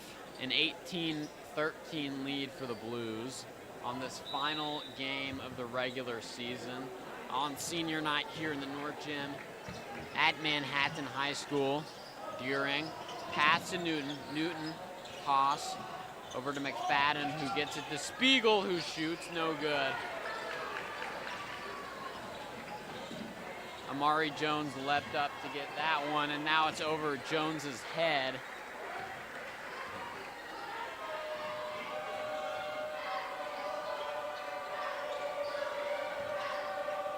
Hayden Ballard gets it over to 10. Jones to King Leonard in the paint.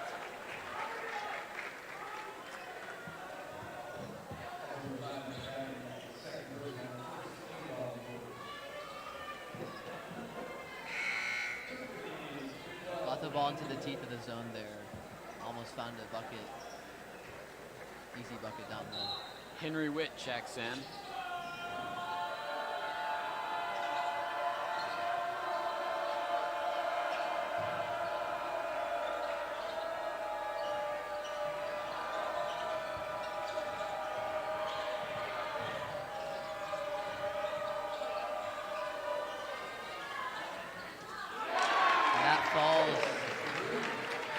Hoytals.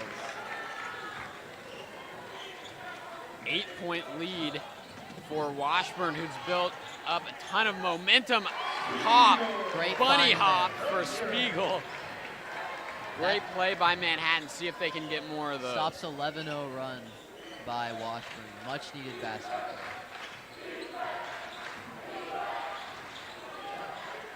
Too strong by Jones. Rebound. Rowley throws it into the hands of Knopp, who gets it. Witt back to Knopp. Witt gonna pass it over to Spiegel. Lots of good passes. Not enough good reads. Knopp, wide open. Witt, no good. Not a really preferred shot there. Witt, not the best percentage three-point shooter.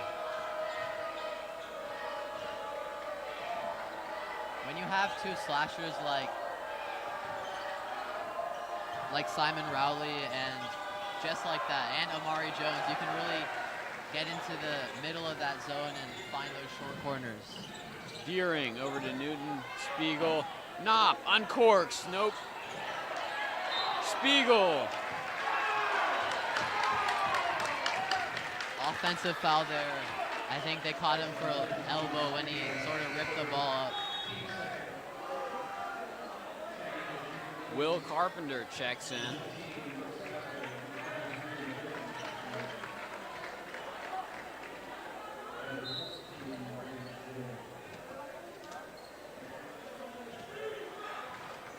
Three minutes to go here. Indians down by 6, 21-15.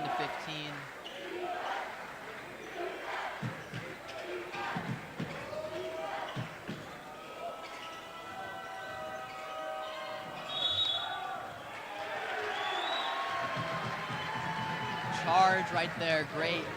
Great defensive play by Spiegel.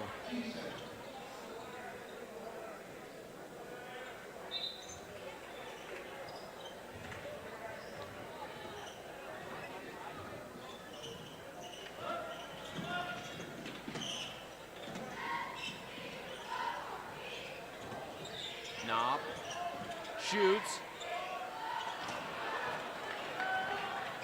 There's been a lid on the rim this half for the Indians.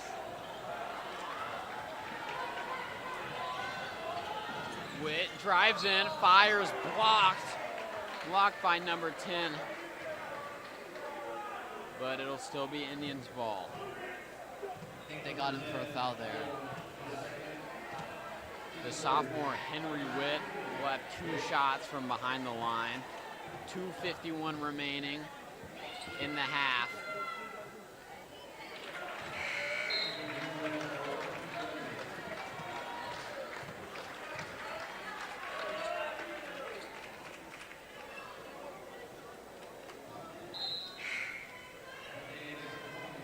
Tim Washington will sub in.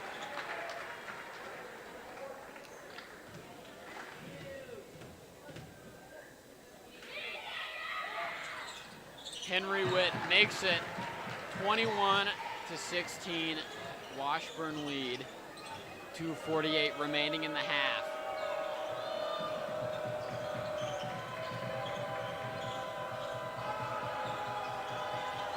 Indians trying to erase their deficit in what's been a tough second quarter of play for the team in white.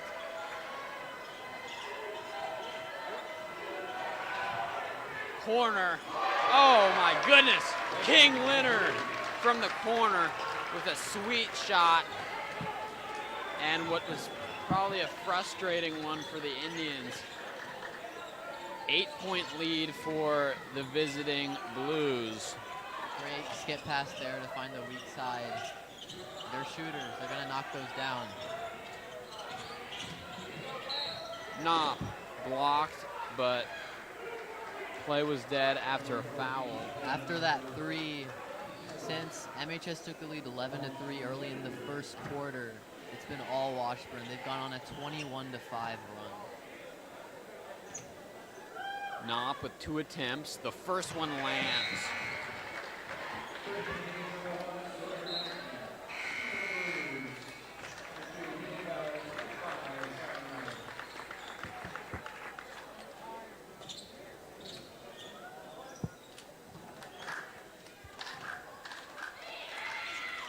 Knopp will make the second one as well. Manhattan trailing by 6 now, 24-18, 1:52 left in the half.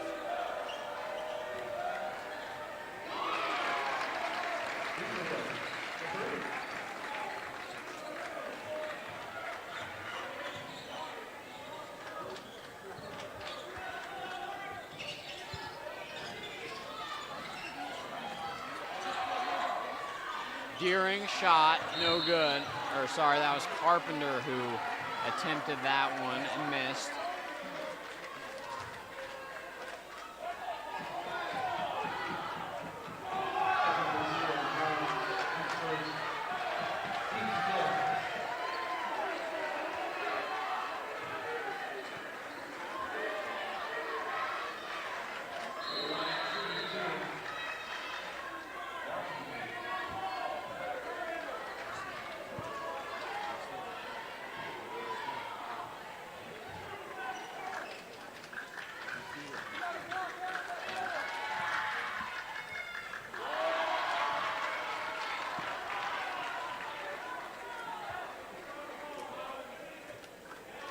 Washington will attempt his second after missing his first. Swoosh. Indians trail by just 8 now. 1:20 left in the half.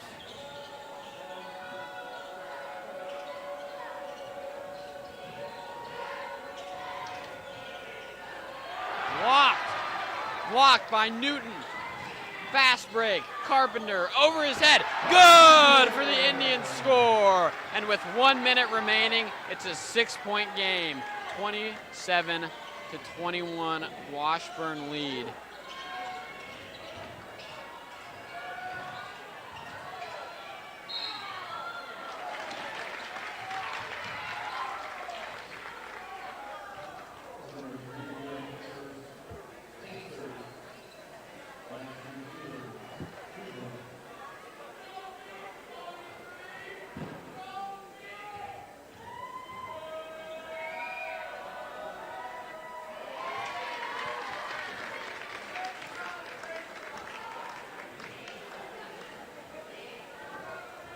Drayden's first shot is good. This one will put Washburn up by 8. 45 seconds. Washburn lead 29-21. 40 seconds. Newton, Deering, Carpenter shoots. Boom! Kaboom! Carpenter. Carpenter with 8 points already in the game. Or 7, scratch that. Carpenter with just a great shot. Could be a sign that the Indians could possibly turn it around here. 10 seconds in the half. And 1. Great final possession there for Washburn. Mari Jones flashing to the middle like he has been most of the game. Finally found him there, slashing to the basket.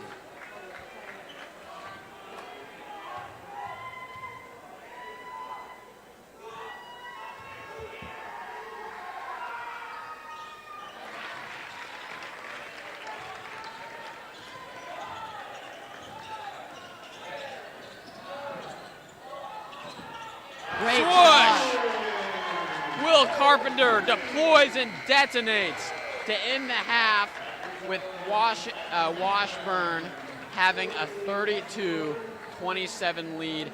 Great last few second shot by Will Carpenter as we will go into half.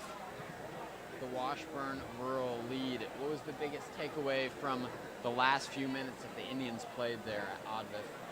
Yeah, I think obviously that last 3 there is huge, just momentum heading into the locker room. But the big, more promising thing is that they didn't let the game get out of hand when it easily could have. They went on that huge 21-5 run stretch where offensively we couldn't get anything going. There wasn't much space. We weren't really spaced out either. We weren't finding our mismatches. We were turning the ball over early in possessions. So, but they weathered that storm and are still in this game. So, if I'm coach, if I'm the team, I'm still feeling solid about getting back into this game and making a run here in the second half. I think later in the second quarter, mid to second quarter, Washburn really started to move it around within that zone defense of MHS that MHS played. They started finding their slashers down the middle, Amari Jones, Rowley, and then finding either their bigger guys in the short corner or kicking it out, and they really hit some big shots, big threes. Yeah, so stick with us as there's still a whole half to be played, but Washburn is up 32-27. You're watching MHS basketball on the MHS Student Media YouTube channel.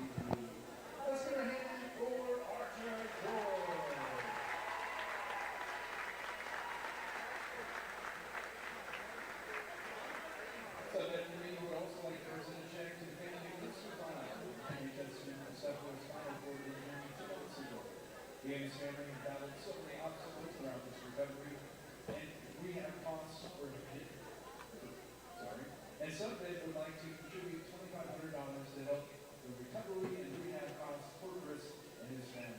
Accepting the check on behalf of the family of Mario Davis, Tim Washington, and Ben Joyce.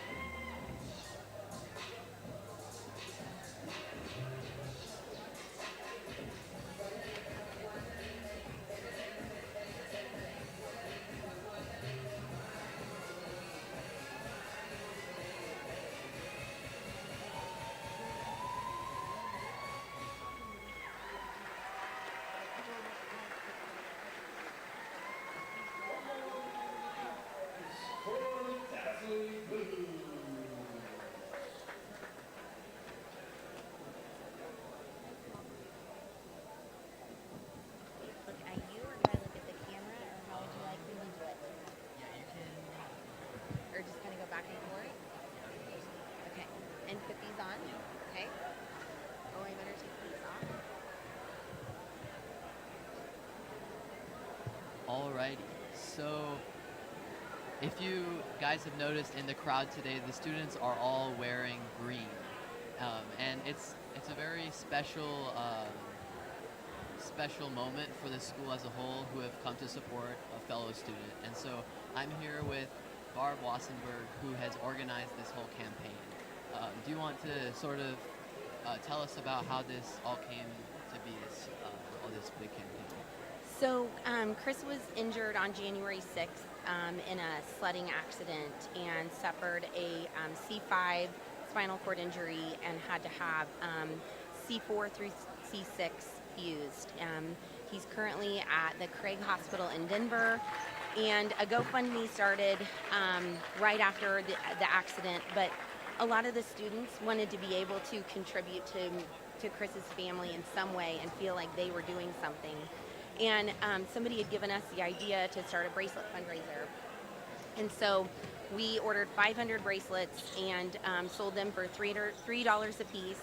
Kind of just started via social media, Venmo, all of that. And the response that we have gotten has just been astronomical. And we had kids coming up giving us $20 bills, not wanting any change back. It's been so awesome to see. This is such a big school, and we know not everybody knows Chris, but they know it's one of our students. And so it's just been an amazing response. We think we have just a little over $5,000 after tonight. My goal was $1,500.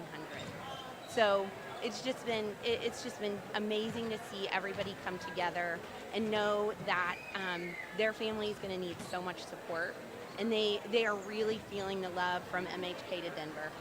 That is truly amazing. That's so powerful. What does the color green mean?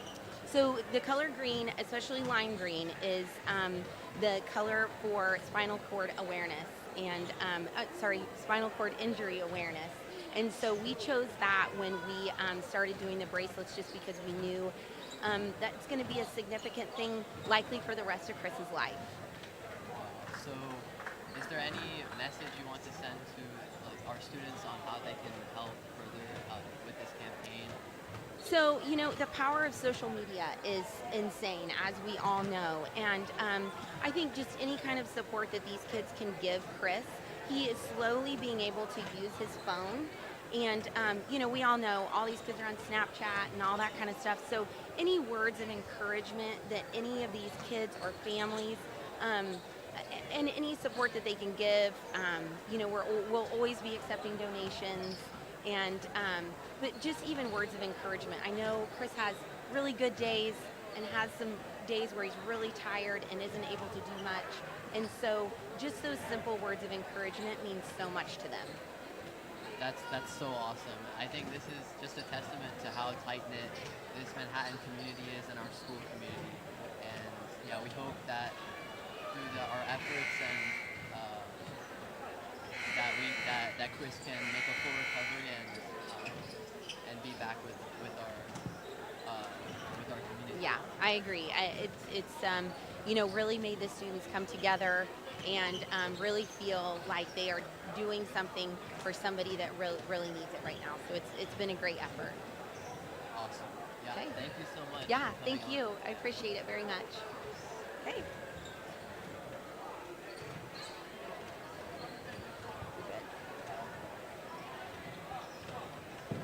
Yeah, and we will join you guys back at the start of the second half. Thank you. That was great. Thanks, Advent. Yes. Appreciate it. If I can do anything else, just let me know. Yeah.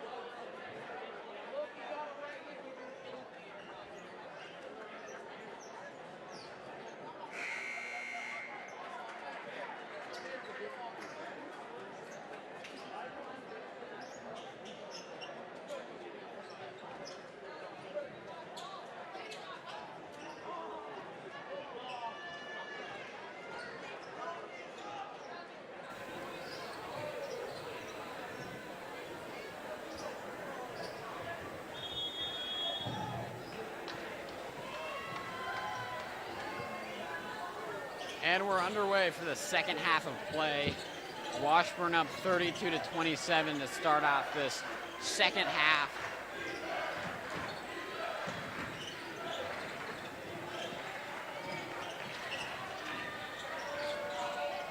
Shot, airballs it. And the student section for Manhattan lets them hear about it. As Newton will go to the line after a foul. He'll have 2 shots from behind the charity stripe.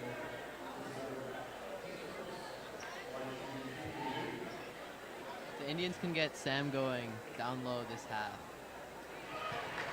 That would be huge for them to make a surge, go on a run, get back into this game.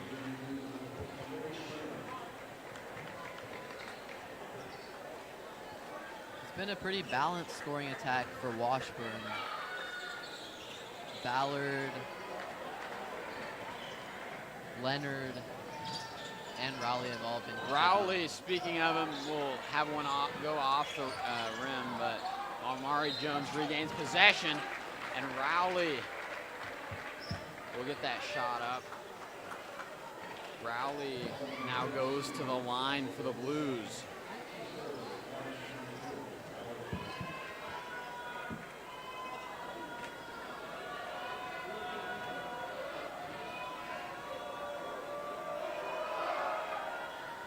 Rowley will get his first to roll in.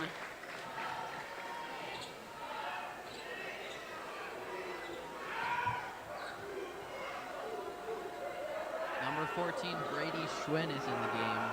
Yeah, he's a 6'3" sophomore. Rowley makes his second as well. 7:20 left in the third quarter.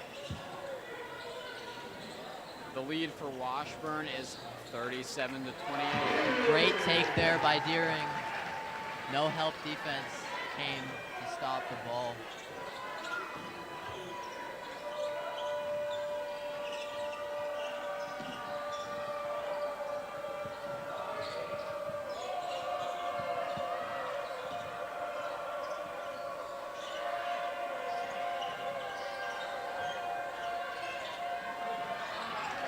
And in the end, Jones will get a bucket.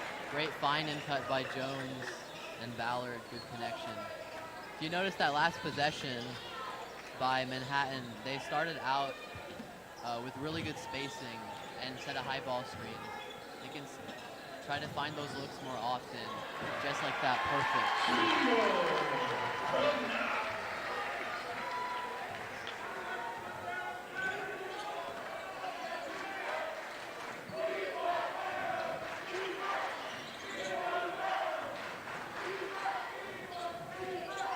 Sam tends to get free a lot of the time in moments like that at the short corner. Just lots of the time, his teammates don't find him, but that was a great find by Knopp. It'll be a jump ball as Knopp was tugging the ball away from Jones. Possession arrow, Manhattan.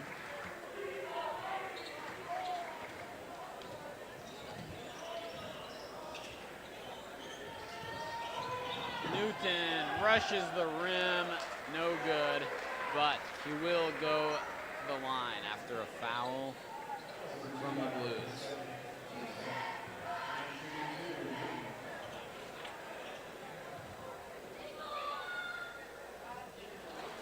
Newton struggled from the line past few games.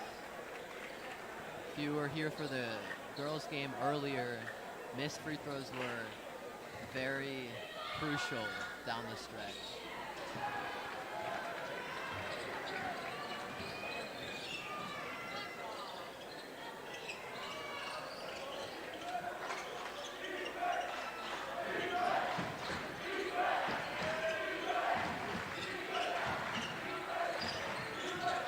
Lots of good passing from Rural. Jones uncorks off the rim. Sam Spiegel, the leading rebounder for Manhattan, has another there.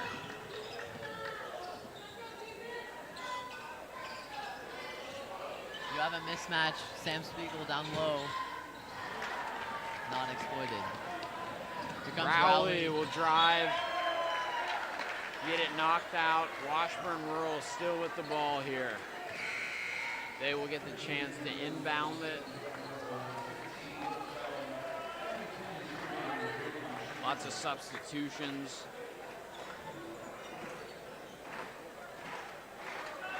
As Jones is among the players to come out.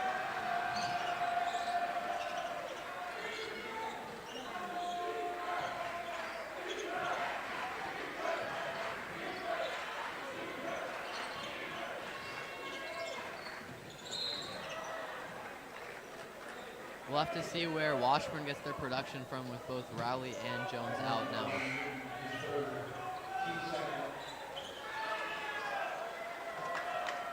It would be huge if Manhattan can go on a run here with both of Washburn's key players on the bench.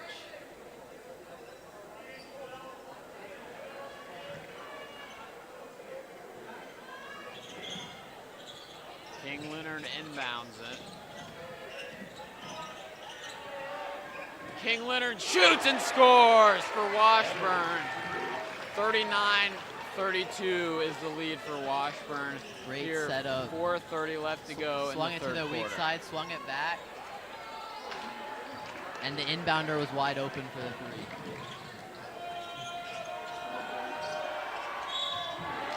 King Leonard got fouled on his shot that went off the backboard.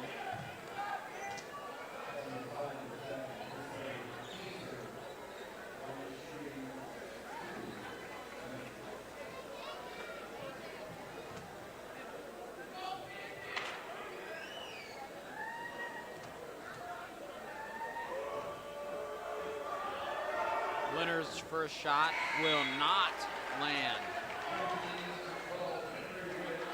Henry Witt substitutes in for Knopp. 4:25 left to go in the third quarter.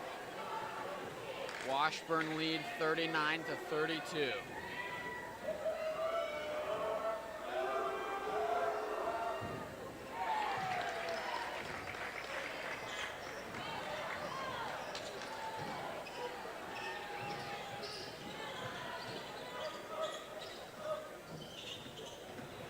McFadden drives.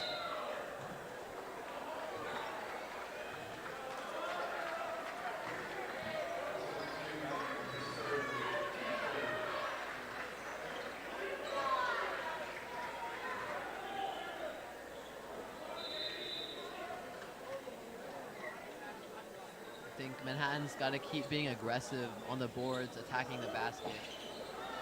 Don't need to force shots. Great finish there by McFadden.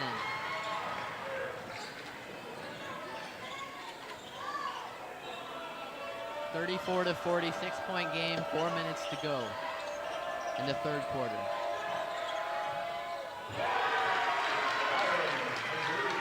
Ballard there, little brother of Caden Ballard, number 2, number 15 just hit that.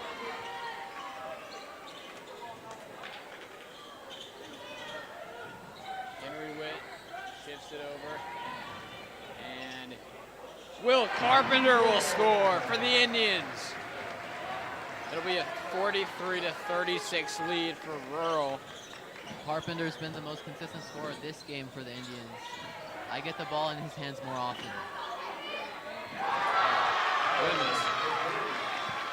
Both Ballards are having a three-point festival right now. Yeah, I noticed Deering hasn't been very active on offense for the Indians, but he has had some good defense. You got to take advantage of that. Sam had Ballard on him, far smaller player. Needs to be aggressive.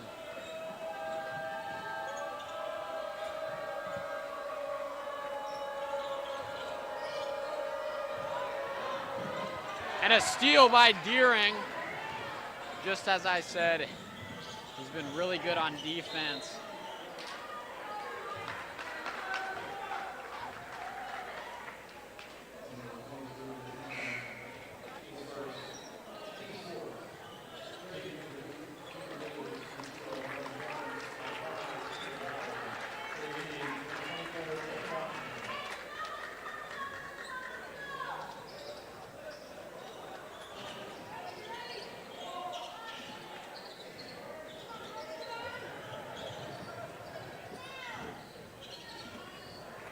McFadden fires, and it is off the rim. You had Washington, again, on a smaller Jones down low. Forced up another three.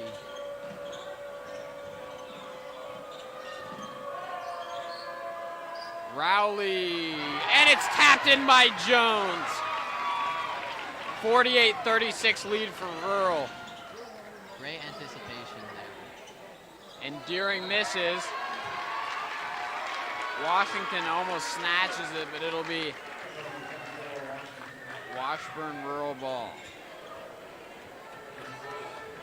1:58 left in the third period. Score 48-36. Blues on top.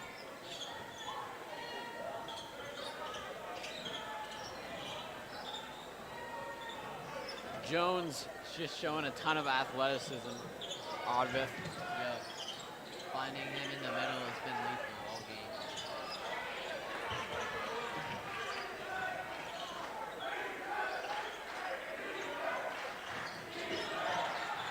Rowley can't quite get it out, and McFadden has it over to Deering. Back to McFadden. Now he drives. Poor shot. Witt. Oh, and McFadden will finally get it home. A much needed basket there. Washburn was taking control of the game. For that stretch, both seniors from Manhattan were out of the game on the bench.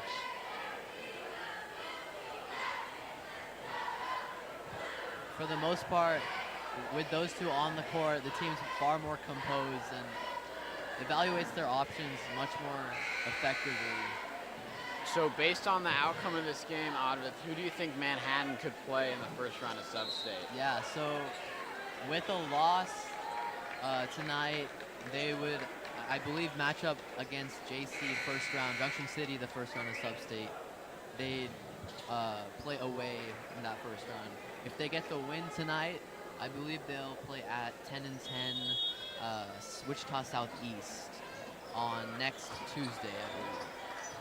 I mean, of course, it would be great for Manhattan to win this game, but another JC matchup would be really entertaining. For sure. Yeah, for sure. I think it's in basketball, if you get hot at the right time, anybody can win any game.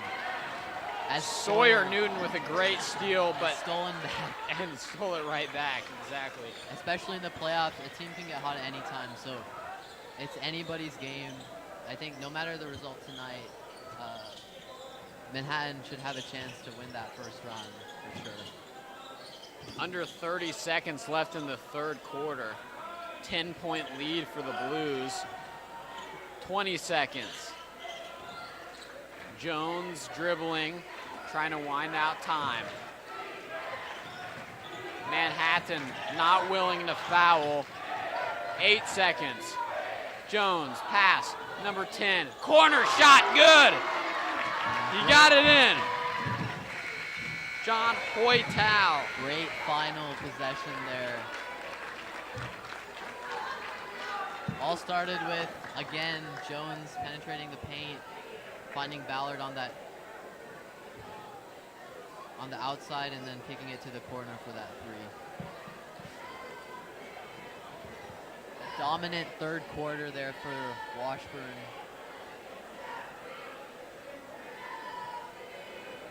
Really scored from all parts of the court, outside, inside. Shows you how balanced of a team they are. For Manhattan, on the other hand, struggled to find any rhythm offensively. Aside for a few passes earlier in that quarter where they found Sam inside, hasn't been much rhythm. Lots of forced shots early.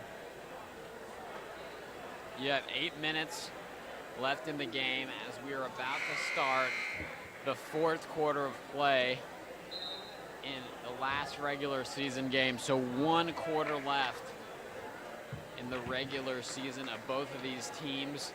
It's still anybody's game, although Washburn is playing hot right now, and they're up by quite a bit. Score is 51-38.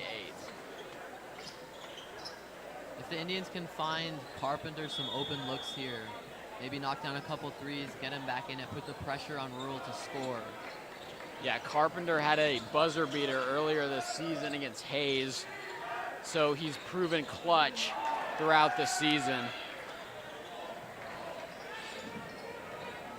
Spiegel there with the board. Sawyer Newton has it glide over the rim, no good. No good for the Blues. Rebound, Rowley, and an aggressive rebound will put the Blues up 53-38. The Indians want to surge back in this one. They gotta have those. Carpenter, unreal! What a shot! Carpenter's been the guy today. You gotta feed him. If someone's hot, you gotta feed him. Find him in space. He's hit both mid-range and the three ball.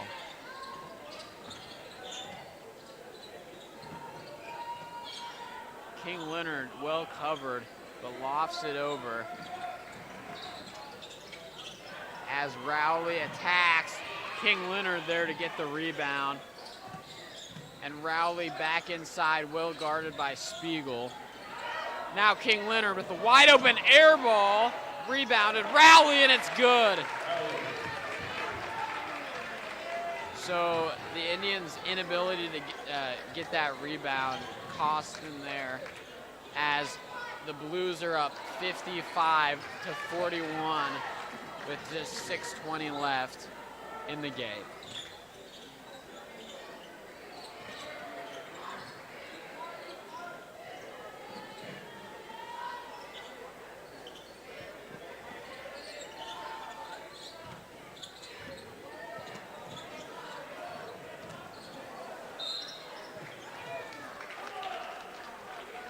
I'd switch to a man now if I were Manhattan. Try to force some turnovers, some high pressure, or maybe a 1-3-1 trap, but gotta go man-to-man here so they can't waste more time. Yep, Deering comes in the game, 6 minutes left, and now a 58-41 lead as this game's slipping on from a stranglehold that the Indians had earlier in the game. They were feeling pretty good, but now just slipping.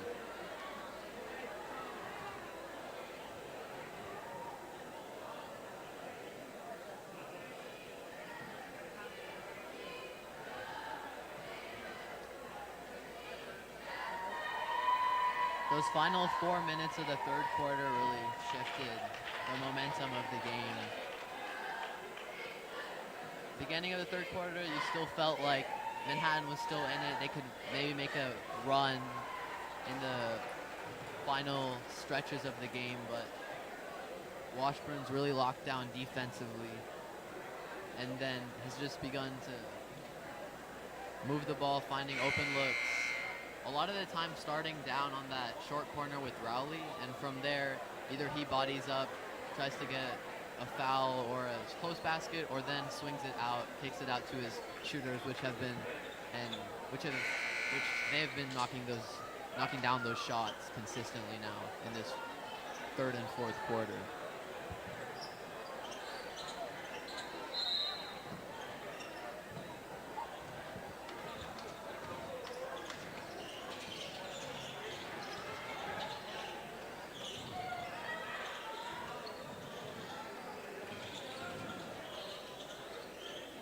Underhand toss to Spiegel.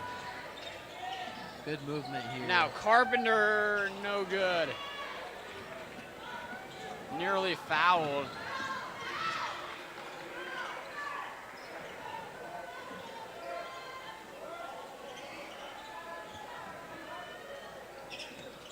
Don't quite know why we're still in still in a zone, sorry.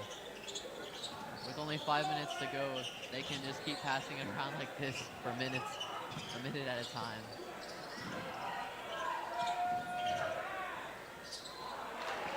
McFadden rebounds it. 5 minutes left to go. 58-41 lead for Rural. Carpenter, pass over to McFadden. McFadden shoots. No good. Airballs it. Nothing falling. Manhattan seeming pretty disjointed here. 4:30 remaining. Shot from the corner. Rowley with an air ball of his own.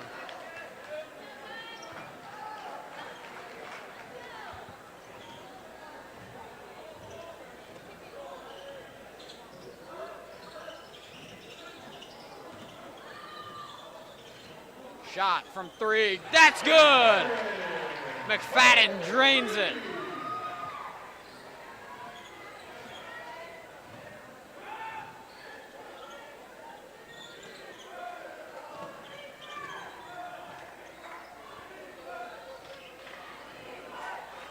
Just letting time wind down here. The clock is your friend if you're Washburn. They're just being smart, not forcing anything. Do you like how Manhattan's playing defense right now, Avis? I do not. I think we want to try to force turnovers, pressure play man, instead of just letting them wind down so much clock with each possession, especially with no shot clock.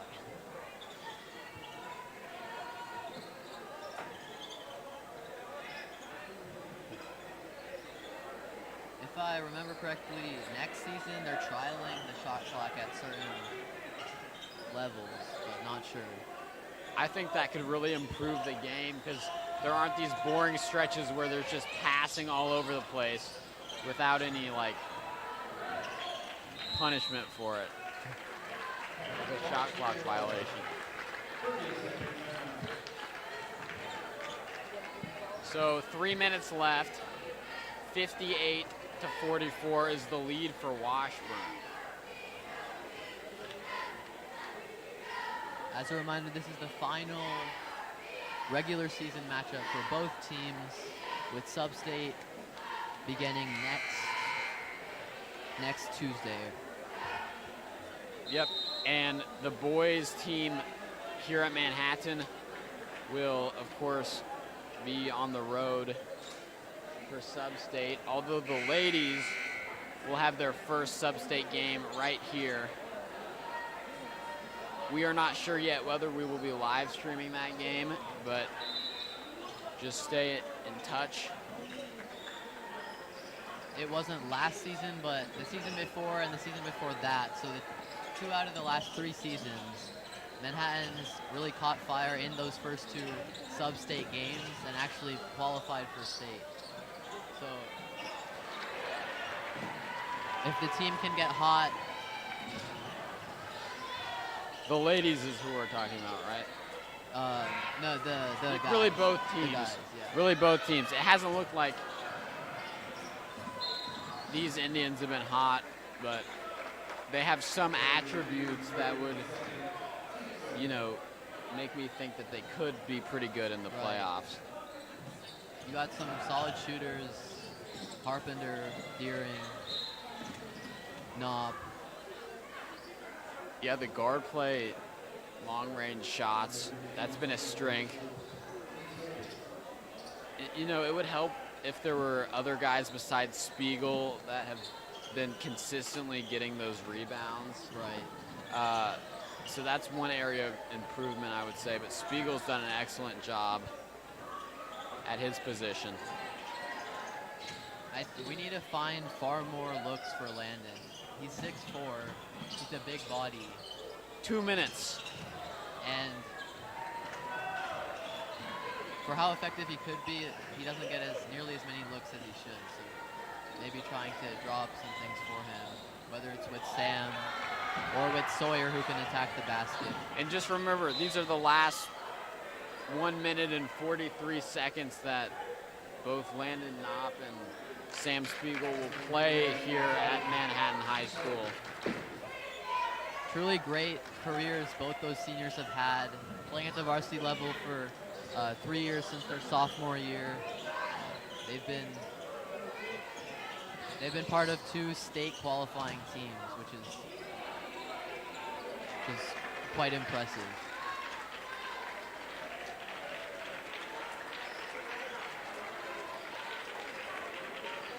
.120 remaining in the game. 58-44 lead for the Blues.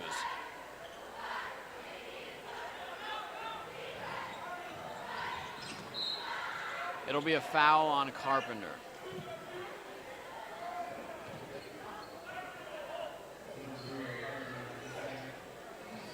So it'll be Caden Ballard that goes to the line.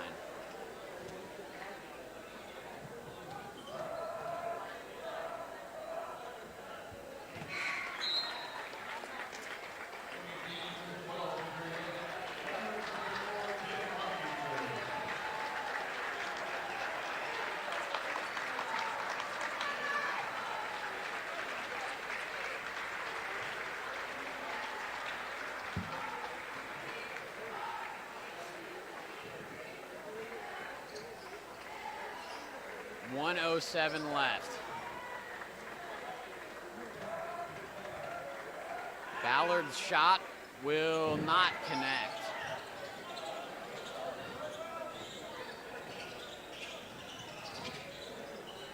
One minute flat.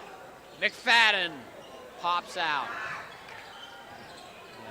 53 seconds left in the Indians' final home game of the year. Washburn can just dribble it out here.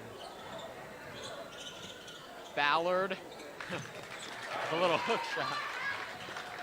Little floater. Not a hook shot, floater. Yeah, I don't know why I said that.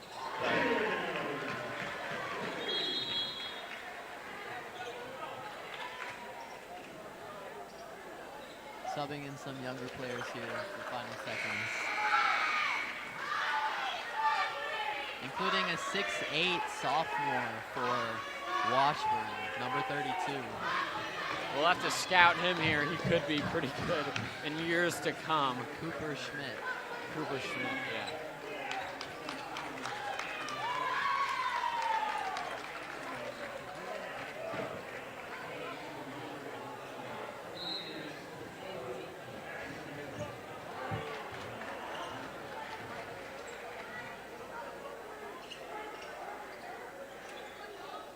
Seconds.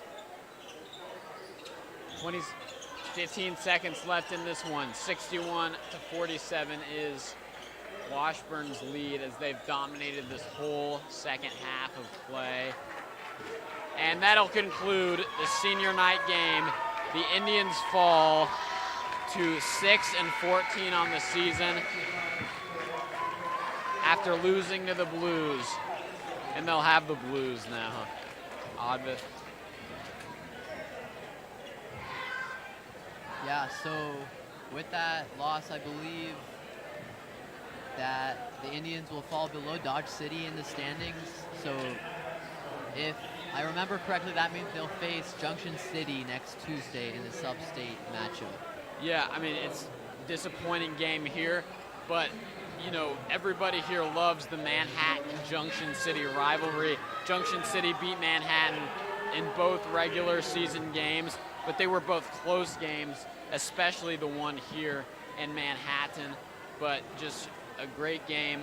We're not confirmed that that'll be the next game, but that is what it's looking to be. What do you think the team can improve upon and build off of to try to make a run at it? I think they were just a little inconsistent at the end of this game. You know, they've had close games in the season where they've struggled towards the end, so being able to finish at a high level could really help them. And then just like maybe a little help on defense there with rebounding with other guys besides Sam Spiegel. So yeah. Especially in that second half, lots of second chance points, tip-ins for Amari Jones, Rowley, found them inside a lot. Compared to the first half where lots of their points didn't really come with a set zone defense that MHS ran, but more in transition and three-pointers. But that second half, they really locked in on what they wanted to do. They penetrated the paint, kicked it out, kicked it back in, played inside out, which is how you break down a zone defense. Yeah, so this has been MHS Basketball on the MHS Student Media YouTube channel. I'm Lane Lewison. And I'm Advait Nashraju. Yeah, we'll see you next time. Thanks for watching.